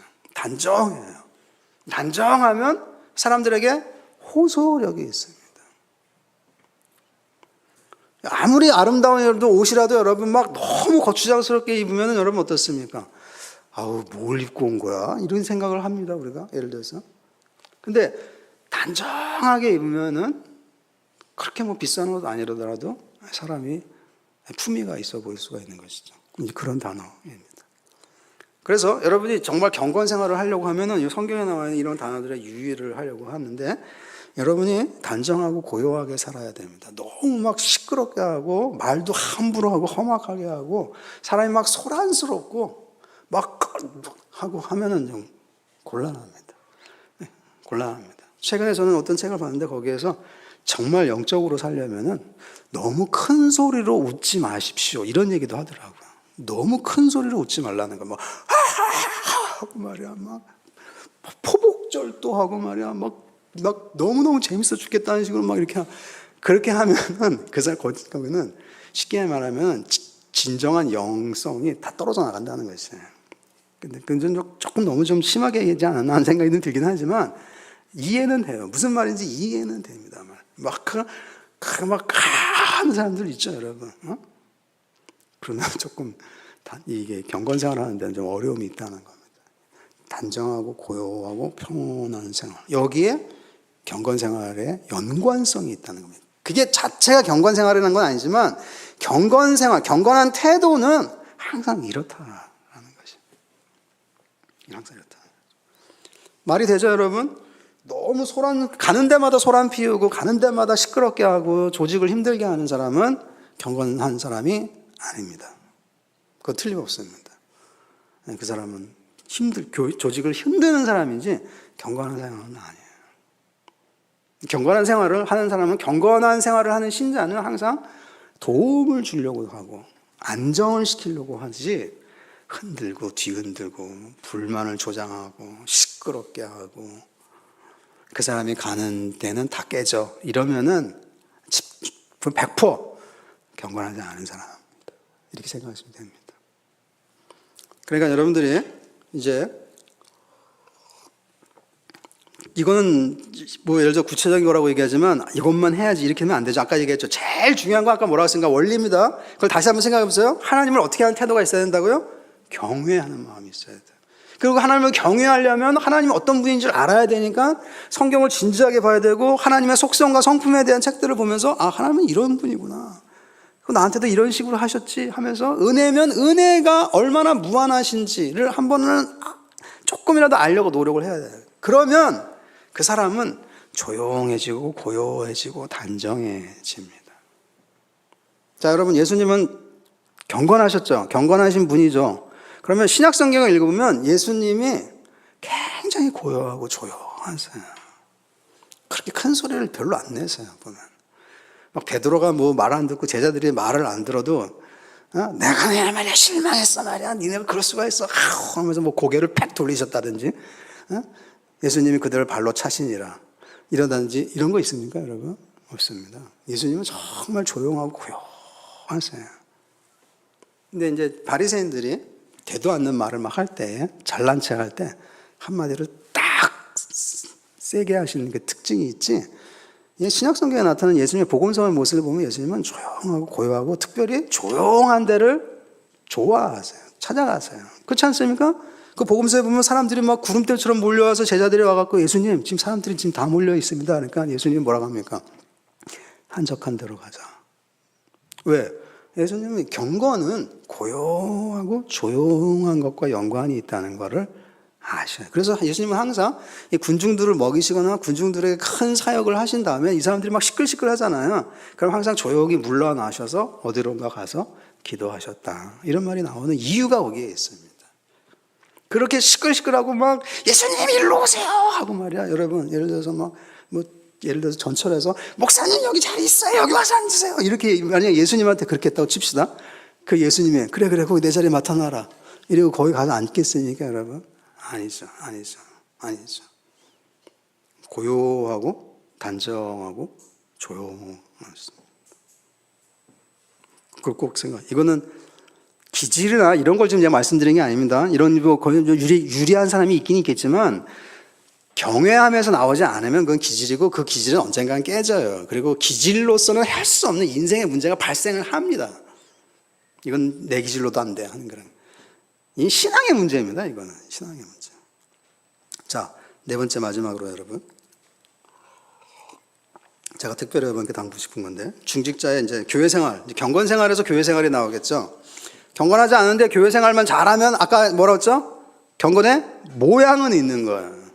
능력은 없는 사람이니까 그런 사람은 돌아서라 이렇게 얘기하고 있습니다. 좀 더 심한 말로 하면 위선자입니다. 그러니까 경건 생활에서 교회 생활이 나옵니다. 경건 생활에서 교회 생활. 제가 받은 제목에 충실하기 위해서 여러분에게 당부하는 교회 생활을 여기도 이제 한 세 가지만 생각해 봤는데, 자, 하나님을 경외하니까 이 하나님을 경외하는 건 모든 교인들이 다 모여서 하나님을 경외한다라는 것을 표시하는 시간이 무슨 시간입니까? 예배 시간이죠. 왜냐하면 말 자체가 예배예요. 예를 갖추어서 절을 한다라가 한자 의미입니다. 그러니까 공경의 태도가 있어요. 그러니까 예배에서 제일 중요한 거는 사실 악기의 사운드가 아닙니다. 요즘 교회들은 이 악기의 사운드에 굉장히 집중합니다. 출력이 얼마냐 하는데 그게 중요한 게 아니라 예배에서 제일 중요한 거는 뭐겠습니까? 하나님을 얼마나 경외하는 태도를 갖고 있느냐 하는 겁니다. 이게 예배 핵심이에요. 예배 핵심. 그러니까 이제 하나님을 경외하는 사람이 모이면 그 예배는 집중력을 딱 갖고 하나님을 향해서 쫙 나갈 수가 있습니다. 하나님을 향해 나간다는 다른 말이 아니라 하나님을 찬송하는 예배를 하죠. 처음에 이제 예배 시작할 때 우리가 하나님을 높이고 찬송하는 말을 합니다. 찬송을 먼저 부릅니다. 거룩 이런 얘기를 하죠. 소위 말해서 송영을 부른다거나 영광송을 부르죠. 그때 자기에게 그거 부를 때 자기의 영혼이 그 찬송과 함께 정말 하나님은 거룩하십니다. 정말 하나님은 은혜로우십니다.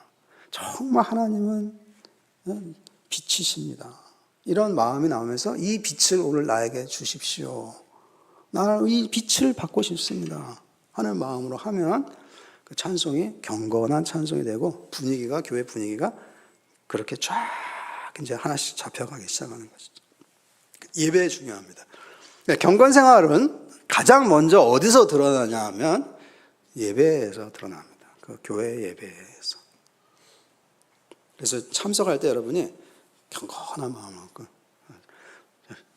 그래서 아마 빨리 들어와 예배한다고 헐레벌떡 들어가고 먹어갖고 잘 안 되는. 그래서 미리 와서 준비하는 거 이런 것도 필요한 것이죠. 예를 들면 예를 들어 10분 늦었어요. 헐레벌떡 들어가고 뿅 들어가고 저기 살살살살살 하고 앉아갖고 마음의 준비를 금방 할 수 있습니까, 여러분? 마음의 준비를 안 되죠. 준비라는 게 필요한데 사람은 준비라는 게 필요해요. 시간이 좀 필요합니다. 시간을 맞춰서 온다거나 좀 일찍 온다거나 해서 그날 설교할 본문을 한번 살펴보고 묵상도 해보고 그렇게 하면서 준비를 하는 것이죠. 이게 하나님의 합당한 예배가 될 수가 있는 거예요. 그래서 그 교회의 수준은 딴 데 안 합니다. 딱 예배 보면 압니다. 딱 그 교회 가서 예배 딱 보면 압니다. 아, 이게 어느 정도구나. 분위기가 딱 잡히는구나. 안 잡히는구나. 알 수가 있는 것이죠. 예배.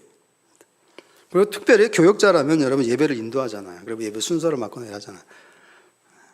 그러면은 자기가 이 예배를 인도한다라는 거에 대한 경건한 마음 또는 부담감 또는 거룩한 태도 이런 게 좀 필요합니다. 뭐 대충 하려고 하는 분들이 있는데 목사들 중에서 여러분 대충 하거나 이 쇼처럼 하는 사람들이 있는데 저는 개인적으로는 반대입니다. 요즘 자꾸 이게 예배가 쇼로 바뀌고 있습니다. 그리고 목사가 엔터테이너가 되고 하고 있습니다. 엔터테이너. 그래서 얼굴도 좀 잘생기고 그다음에 말하는 솜씨도 좀 좋고 그래서 요즘 목사를 하고 보면 저는 구분이 안 가는 게 하나 있는데 학원 강사하고 목사하고 스타일이 잘 구분이 안 가요. 그러니까 저 사람은 학원 강사해도 되겠다 또는 학원 강사 보러 저 사람은 목사해도 되겠다 하면은 아마 서로 통할 겁니다. 학원 강사처럼 하는 목사들이 요즘 있습니다. 왜냐하면 그 사람들이 말을 잘하고 이렇게 휘어졌잖아요. 일타 강사 얼마나 말을 잘합니까? 근데 목사하고는 상관없습니다. 목사는 그 자신이 하나님을 경외하는 사람이어야 합니다. 그러니까 여러분 예배 참석할 때 준비하고 조심하고 조심한다는 게 딴 게 아니라 마음을 갖추는 겁니다. 하나님의 성품을 묵상하는 겁니다. 하나님은 빛이시다 하면은 빛에 대해서. 그 다음에 여기 하나 있는데 여러분이 자신이 다름 아닌 교회의 중직자라는 걸 명심해야 됩니다. 교회의 중직자. 그러니까 여기서부터 또 시작하는 거야. 그러면 교회가 뭐야? 하는 거야. 우리가 교회를 존중하려면 이게 교회가 비싼 거야. 굉장히 중요한 거라고 알아야 존중하죠. 교회는 얼마나 비쌉니까, 여러분? 여기 나와 있죠. 사도행전 20장 28절에 보면은 교회의 가격 뭡니까? 예? 교회의 가치 또는 가격이라는 말이 이상하지만 교회는 하나님이 자기 피로 사신 교회. 강조하기 위해서 하나님이라고 얘기했는데 정확하게 얘기하면 누구 피로 사신 교회입니까? 하나님의 아들이신 예수 그리스도의 피로 사신. 근데 하나님이 사신 거냐? 이렇게 표현한 거죠. 여러분 이 교회라는 게 얼마나 중요하냐면은 하나님이 자기 피값을 내고 샀다는 것이죠. 자, 여러분 이제껏 살면서 피값을 내고 사신 적이 있습니까? 요즘 세상에 피값을 내고 사신 적이 있습니까? 예를 들어서 여러분이 헌혈하고 예를 들어 돈 받았다 그 헌혈한 거기서 나눠주는 과자나 빵으로 한 끼를 때우고 내가 이게 하루의 양식이었어. 그렇게 사셨다면은 자기 피값이 얼마인지 알 겁니다. 뭐 피값까지는 안겠지만 우리가 피땀 흘려 번 돈이다라고 얘기를 하죠. 그 피땀 흘려 번 자기의 돈을 누가 갈취하거나 사기쳤거나 땡겨먹고 도망갔거나 했다고 합시다. 전부 다 어떻게 합니까? 화나죠. 그 원수 삼죠. 근데 교회는 누구 피값으로 사셨다고요? 하나님의 피값으로 사셨다. 그러면 그 교회 목사가 돼. 제가 교회 목사 아닙니까? 그럼 그는 어떻게 해야 되겠습니까, 여러분? 그리고 그 교회 장로다, 중직자다. 그러면 그는 어떻게 해야 되겠습니까? 하나님의. 그러니까 내가 누군지를 알려면 내가 봉사하고 있는 이 교회가 뭔지를 알아야 돼요. 항상 그렇습니다. 하나님을 경배하려면 하나님이 누군지 알아야 되는 거죠. 교회를 공경하려면 교회가 뭔지를 알아야 되는데 만약에 목사인 제가 여러분 교회는 내 수익 창출이지 뭐 수익 창출 구조지 뭐 이렇게 생각해요? 그거 내가 우리 자식들 다 유학시키고 뭐 이렇게 하는 거 도구지 뭐 이렇게 생각하면 어떻게 합니까? 그렇게 하면 돼요. 그렇게 해요. 그렇게 하지만 이제 나중에 어떻게 됩니까? 이제 그 사람은 목사가 아닌 거로 나중에 발표가 되거나 드러나게 되죠. 이제. 사람들한테 사꾼 목사라는 말을 듣죠. 이렇게 되면 안 드러나는 목사들 많은데요. 다 드러나게 돼 있습니다. 여러분 걱정하지 마십시오. 하나님의 눈은 뭐 1000개고 넘는데 그걸 모르겠습니까? 근데 문제는 뭐냐면은 여러분들 신자들도 중직자라는 사람들도 내가 중직이에요. 이 중직이 어디에 중직이냐는 거예요. 예? 교회의 중직이라면 이 교회가 이런데요? 하는 것이죠. 그래서 교회론을 또한 공부를 하셔야 됩니다. 사실 임직자들에게 집중적으로 가르쳐야 되는 게 뭐냐면 교회론입니다. 교회는 뭔가? 교회에서는 도대체 뭘 하는 건가? 하는 것이죠. 여러분 지난주에는 그 교회의 직분자의 역할이나 뭐의 역할과 뭐 교회에서 이제 직분이나 이런 걸 맡았을 때 그 역할과 뭘 하느냐 뭐 이런 걸 배웠다고 들었는데 그것과 연관이 되는 거죠. 아, 교회는 이거구나. 그걸 여러분이 아셔야 예배에 참석할 때도 이 예배가 이게 교회에서 하나님에게 영광을 드리고 경배하는 시간이니까 합당해야지 하는 거죠. 두 번째, 중직자입니다, 여러분이. 교회에서 직분을 줬다라는 것은 뭔가 그 사람에게 사명을 주고 일을 맡기는 건데 그 일 중에 뭔가 제일 중요한 게 뭐냐면 교회에서는 서로 돌보는 게 제일 중요합니다. 돌보는 거죠. 특별히 이제 권사라면은 더 그래야죠. 왜냐하면 제목 자체가 권사 아닙니까? 권사. 근데 이 장로교 헌법에 보면 장로들도 신방을 하게 되어 있습니다. 이게 우리가 이제 헌법하고 좀 많이 이탈을 했는데 장로교 헌법을 보면은 신방을 장로들이 하게 되어 있습니다. 근데 오늘날은 이제 장로들이 못하고 바쁘고 하니까 이제 그거를 이제 신방 전도인을 통해서 전문적으로 이제 맡기고 이제 이렇게 해서 이제 신방을 하고 돌보고 이렇게 하는데 헌법에 의하면은 그리고 성경적으로죠. 장로가 교인들을 신방하고 돌보고 환자가 있으면 하고 이렇게 얘기합니다. 그리고 이제 권사가 있으니까 권사들은 권면하고 조정하고 위로하고 하는데 오늘날 이거는 다 명예직이 됐어요. 오늘날 교회에서는 현대에서 한국 교회에서는 명예직이 돼버렸고 그냥 이제 권위를 부리는 장소가 됐고 실질적인 일은 다 전문 사역자를 통해서 전임 사역자를 써서 하고 있습니다. 이게 어느 정도는 조금 문제가 됩니다. 성경적이지는 조금 않다라는 것이죠. 사실은 그렇게 해야 되는데 다 생업이 있고 또 그다음에 역량도 부족하고 저는 말을 잘 못해. 그러니까 좀 잘하는 분을 이제 직원으로 채용을 해서 전도사로 채용을 해서 신방 사역을 맡기고 이제 일을 하게 하고 그다음에 이제 더 큰 교회 같은 경우에는 이제 장례만 전담하는 목사도 있죠. 큰 교회는 장례만 전담하는 목사가 있어요. 좀 그건 재미없을 것 같아요. 맨날 장례식만 가면 그거 좀. 근데 아무튼 그렇게 이제 전문화를 시킵니다. 그렇지만 사실은 장로가 해야 될 일입니다. 그리고 권사들이 해야 될 일입니다. 그래서 딴 건 다 안 바라요. 그러니까 그래서 저보러 이 교회도 그렇게 딱 바꾸십시오. 초대교회로 돌아가야 됩니다. 그걸 말하는 게 아닙니다. 그걸 말하는 게 아니라 정신이 그런데 여러분이 요거 하나만 하시면 된다는 겁니다. 서로 교인들의 안부를 물어보시는 겁니다. 출석 체크를 교육자들한테만 맡기지 마시고 누구 교회 안 왔습니까? 그때 보고서를 내세요 하면은 이제 제가 부목사들 다른 교회 있을 때 그런 게 했는데 이제 지난주에 결석자 쫙 명단 작성해갖고 결석한 이유 쫙 써갖고 딱 보고하지 않습니까? 근데 그걸 교인들이 하라는 겁니다. 누구 안 보이네? 그러면은 교인들 한번 알아서 전화해보고 지난주에 안 보이셨는데 어디 아프셨나? 이렇게 물어보고 그걸 먼저 직분자들이 먼저 하라는 것입니다. 관심을 갖고 표시하는 것은 여기서부터 이제 쉽게 말하면 나의 경건한 태도가 나타날 수가 있는 것입니다. 그리고 돌보아야 되고 특별히 여러분 여기 나와 있는데 사도행전 10장 2절 아까 고넬료 얘기 나왔죠. 고넬료는 하나님을 경외하는 사람이고 경건해서 뭘 많이 했다고 나오냐면 구제를 많이 했다고 하고 있습니다. 그러니까 교회 중직자들은 알게 모르게 조용히 구제를 좀 하셔야 됩니다. 교회를 위해서 또는 주변에 있는 사람들을 위해서 이 경건 생활이에요.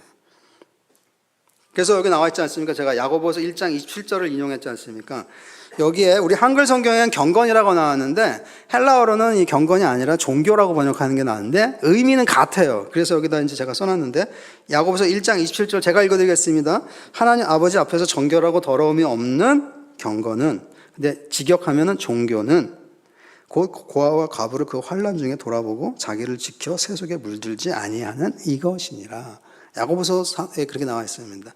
그러니까 교회의 중직자면 특별히 장로가 되었을 경우에 뭘 해야 되냐면 이걸 해야 됩니다. 교인들을 돌봐야 되는 것이죠. 안부를 물어보고 또는 신방을 한번 가보고 그리고 여기에 뭐 환난을 당하거나 어려운 사람이 있으면 교회가 뭘 해줄 필요는 없는가라고 한번 살펴보고 이게 경건한 생활이라는 것입니다. 그렇게 얘기하고 있잖아요. 성경이 그렇게 얘기하고 있잖아요. 정결하고 더러움이 없는 종교 생활이란 또는 경건이란 이런 것입니다. 하는 겁니다. 그래서 이제 이게 이제 잘 안 되는 사람이 있는데 항상 이게 제가 교회에서 이제 오래 이제 교인들을 만나보면 사는데 교인들마다 특징이 있잖아요. 근데 어떤 교인은 한 번도 어떻게 지내세요? 이렇게 말을 붙여볼 줄을 모르는 교인들이 있어요. 그리고 항상 자기 얘기만 많이 합니다. 내가 어땠고, 내가 지난주 어땠고, 우리 집 어땠고, 누가 어땠고, 내가 어땠고, 내가 뭘 받고 하는데 그러지 말고, 특별히 여자분들 그러지 말고 물어봐세요.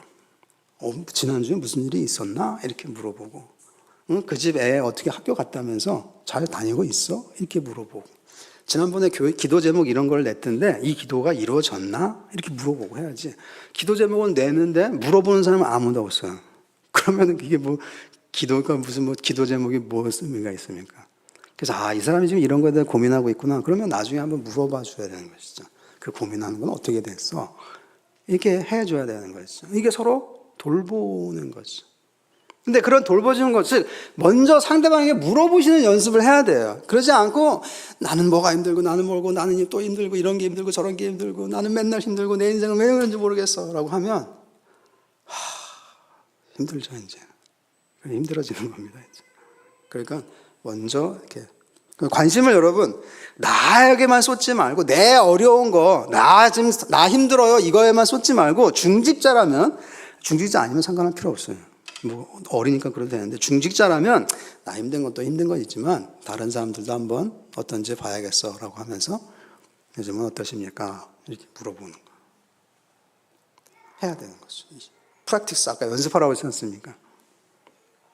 세 번째, 마지막인데 여러분, 중직자니까 교회를 지키셔야 됩니다. 직분을 지켜야 되고 지켜야 되는 것이, 이 지킨다라는 건 딴 게 아니에요. 키핑이죠. 축구에서 말하는 키핑인데, 축구 선수를 잘 하려면 공을 뺏기지 말아야죠. 공을 항상 갖고 요리조리 돌릴 줄 아는 거죠. 맞죠? 축구 선수는 공을 지켜야 되는데 마찬가지입니다. 이제 여러분 중직자이기 때문에 교회를 지키셔야 돼요. 자기 교회를 지켜야 되는 겁니다. 너무 정말 사소한 일이 있다고 해서 교회를 바꾸거나 이러시면 안 됩니다. 왜냐하면 중직자니까. 중역인데 예를 들면 세상에서 말하면, 그래서 이 교회가 환난을 당했다, 좀 어려움이 발생했다, 그렇다고 해서 뭐 교회 건축을 한다, 그러면 이제 교인들이 이제 수룩 빠져나가죠. 예를 들어서 이제 중직자면 이제 그렇게는 하면 곤란하다라는 것입니다. 왜냐하면 이 교회를 지키라고 내가 직분을 받았는데, 그래서 이제 교회를 지킵시다. 어떻게든지 지킵시다. 지혜를 모아서 지킵시다. 이렇게 자꾸 해야 되지. 교회가 조금 힘들거나 어려울 때 스르르 빠져나가거나 이러면은 그거는 이제 책임을 다하는 거는 아니죠. 그리고 여기에 여러분의 직분을 지켜야 되는 겁니다. 내가 이거구나, 내가 직분이 이거구나 하는 것이죠. 다시 한번 말씀드리지만 이 모든 것은 하나님을 경외하는 데서 나옵니다. 경외하지 않으면 이렇게 하기는 어려운 것이죠. 자, 마지막 결론인데, 자, 그러면 경건해도 되고 안 해도 되느냐? 성경은 그렇게 얘기하지 않습니다. 베드로후서 2장 5절에서 9절을 마지막으로 제가 인용드리는데, 자, 읽어보세요. 경건하지 아니한 자들의 세상에 홍수를 내리셨으며 소돔과 고모라 성을 멸망하기로 정하여 후에 경건하지 아니할 자들에게 본을 삼으셨으며 주께서 경건한 자는 시험에서 건지실 줄을 아시느니라. 자, 여기 두 가지 종류의 사람이 나왔죠. 하나는 경건하지 않은 사람, 또 하나는 경건한 사람. 경건하지 아니한 자들에게는 하나님이 심판하시고 경건한 자들에게는 시험에서 건지시는 줄 알고, 이렇게 얘기하고 있습니다. 그러므로 여러분, 경건 생활은 해도 되고 안 해도 되는 거지 뭐, 이렇게 생각하시는 건 안일한 생각입니다. 안일한 생각. 그리고 안일한 생각은 사실은 성경을 잘 모르고 하나님을 잘 모르는 겁니다. 하나님은 안일하지 않습니다.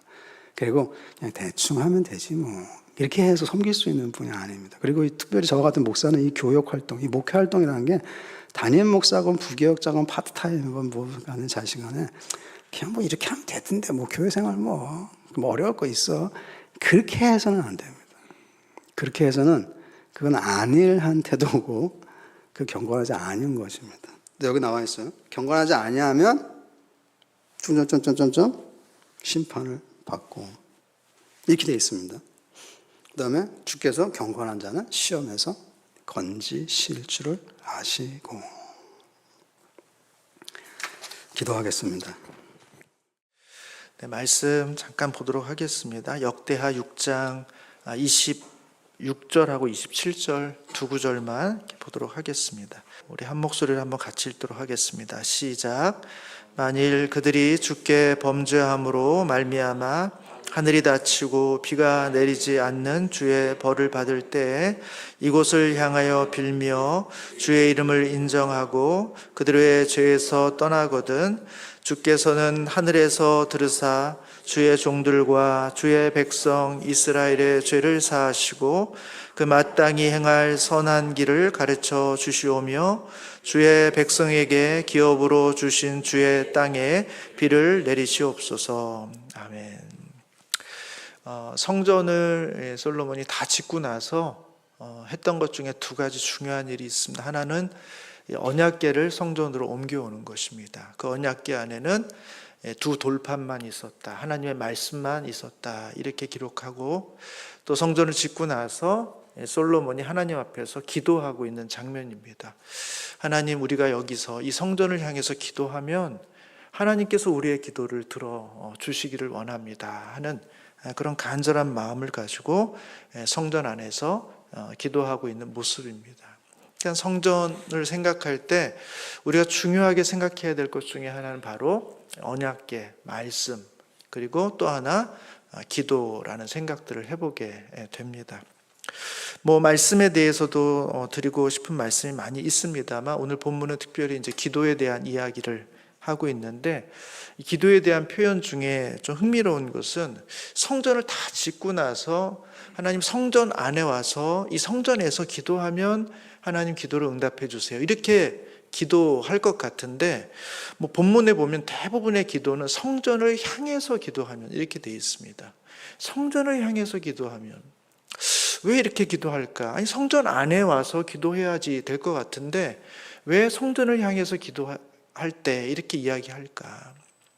아마 기본적으로는 우리가 성전 안에서 기도하지만 성전 안에서 기도할 수 없는 순간들도 있다고 봅니다. 예를 들어서 전쟁을 막 하러 나가는데 전쟁을 앞두고 기도할 때 같이 또 성전 갔다 올 수는 없지 않습니까?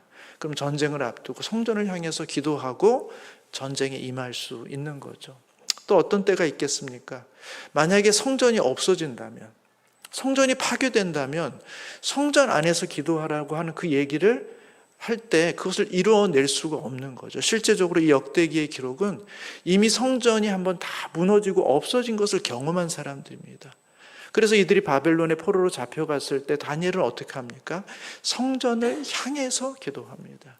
그러니까 성전이 있으면 당연히 성전 안에서 기도하지만 성전이 없는 순간, 성전에 갈 수 없는 순간에라도 성전을 향해서 기도하면 하나님께서 성전 안에 계셨다가 그 기도를 듣고 응답하시는 게 아니라 오늘 본문에 보면 하나님이 계신 곳, 그 하늘에서 들으신다, 이렇게 말하고 있습니다. 아니, 그러면 하늘을 향해서 기도하면 되는데 왜 성전을 향해서 기도하고, 성전 안에는 하나님이 늘 계시는 것도 아니고 오히려 성전을 향해서 기도하면 하늘에서 성전에 향해서 기도한 사람들의 기도를 들으신다, 이렇게 말씀하시는 이 표현이 참 독특한데, 그것은 이 성전 안에 우리 주님이 갇혀 계시지도 않고 성전이 없어진다고 우리 하나님의 임재가 사라지는 것도 아니다. 다만 성전이 있는 곳을 향해서, 또 성전이 있는 곳에서 주님을 찾으면 하나님은 하늘에 흔들림 없이 변함없이 그곳에 계셔서 성전을 향해서, 성전에서 기도하는 사람들의 그 기도를 주목하시고 그들의 기도를 응답해 주시는 분이시다, 이렇게 말씀해 주고 있습니다. 우리가 성전 안에 기도할 수 있을 때, 성전에서 기도할 수 없는 특별한 상황이라도, 때로는 성전이 없어지는 상황이라도 우리가 언제나 주님을 향해서 기도하면 주님은 그 기도에 주목해서 우리 가운데 응답하시는 분이다, 이렇게 말씀해 주고 있는 겁니다. 저는 우리 이제 중직 되시는, 또 임직을 앞둔 우리 임직 대상자 분들에게 기도해 주십사 하는 요청을 드리고 싶습니다. 이 마음으로. 지금 성전은 없지만 이 교회에 우리 주님이 갇혀 계시는 것은 아닙니다. 그러나 우리가 교회 안에서 기도하면 부득이하게 교회에 올 수 없는 상황이지만 그럼에도 불구하고 우리의 기도가 필요한 순간에 우리가 있는 각자의 처소에서 교회를 향해서 기도하면 우리 주님께서 이 교회를 주목하여 보시고 주님의 피로 사신 이 교회 가운데 기도하는, 의지하는 그 모든 성도들의 기도를 우리 주님께서 응답하여 주신다라고 우리가 빗대어서 오늘날 적용해 볼 수 있다라는 것입니다. 저는 우리 중직자 분들이 다른 무엇보다도 교회 안에서 기도해 주시는 분, 교회를 향해서 기도해 주시는 분, 특별히 이 솔로몬의 기도는 다 위태로운 상황, 재앙을 만났을 때입니다. 하늘이 닫혀서 비가 오지 않는다든지, 전쟁이 났다든지, 전염병이 돈다든지, 그래서 우리 스스로의 힘으로 이겨낼 수 없는 상황 속에 있을 때 우리가 도망치고 흩어지는 게 아니라 적어도 우리 무거운 직책을 받은 중직자들은, 직분자들은 오히려 교회 가운데로 나와서 교회를 향해서 기도함으로 하나님의 도우심과 은혜를 얻어서 이 교회를 지키고 하나님의 나라를 회복케 하는 그 귀한 직분으로 부르셨음을 기억하시고 날마다 이 기도의 자리 가운데 나오시는 우리 직분자들 되시기를 주님의 이름으로 축복합니다. 같이 한번 기도하겠습니다.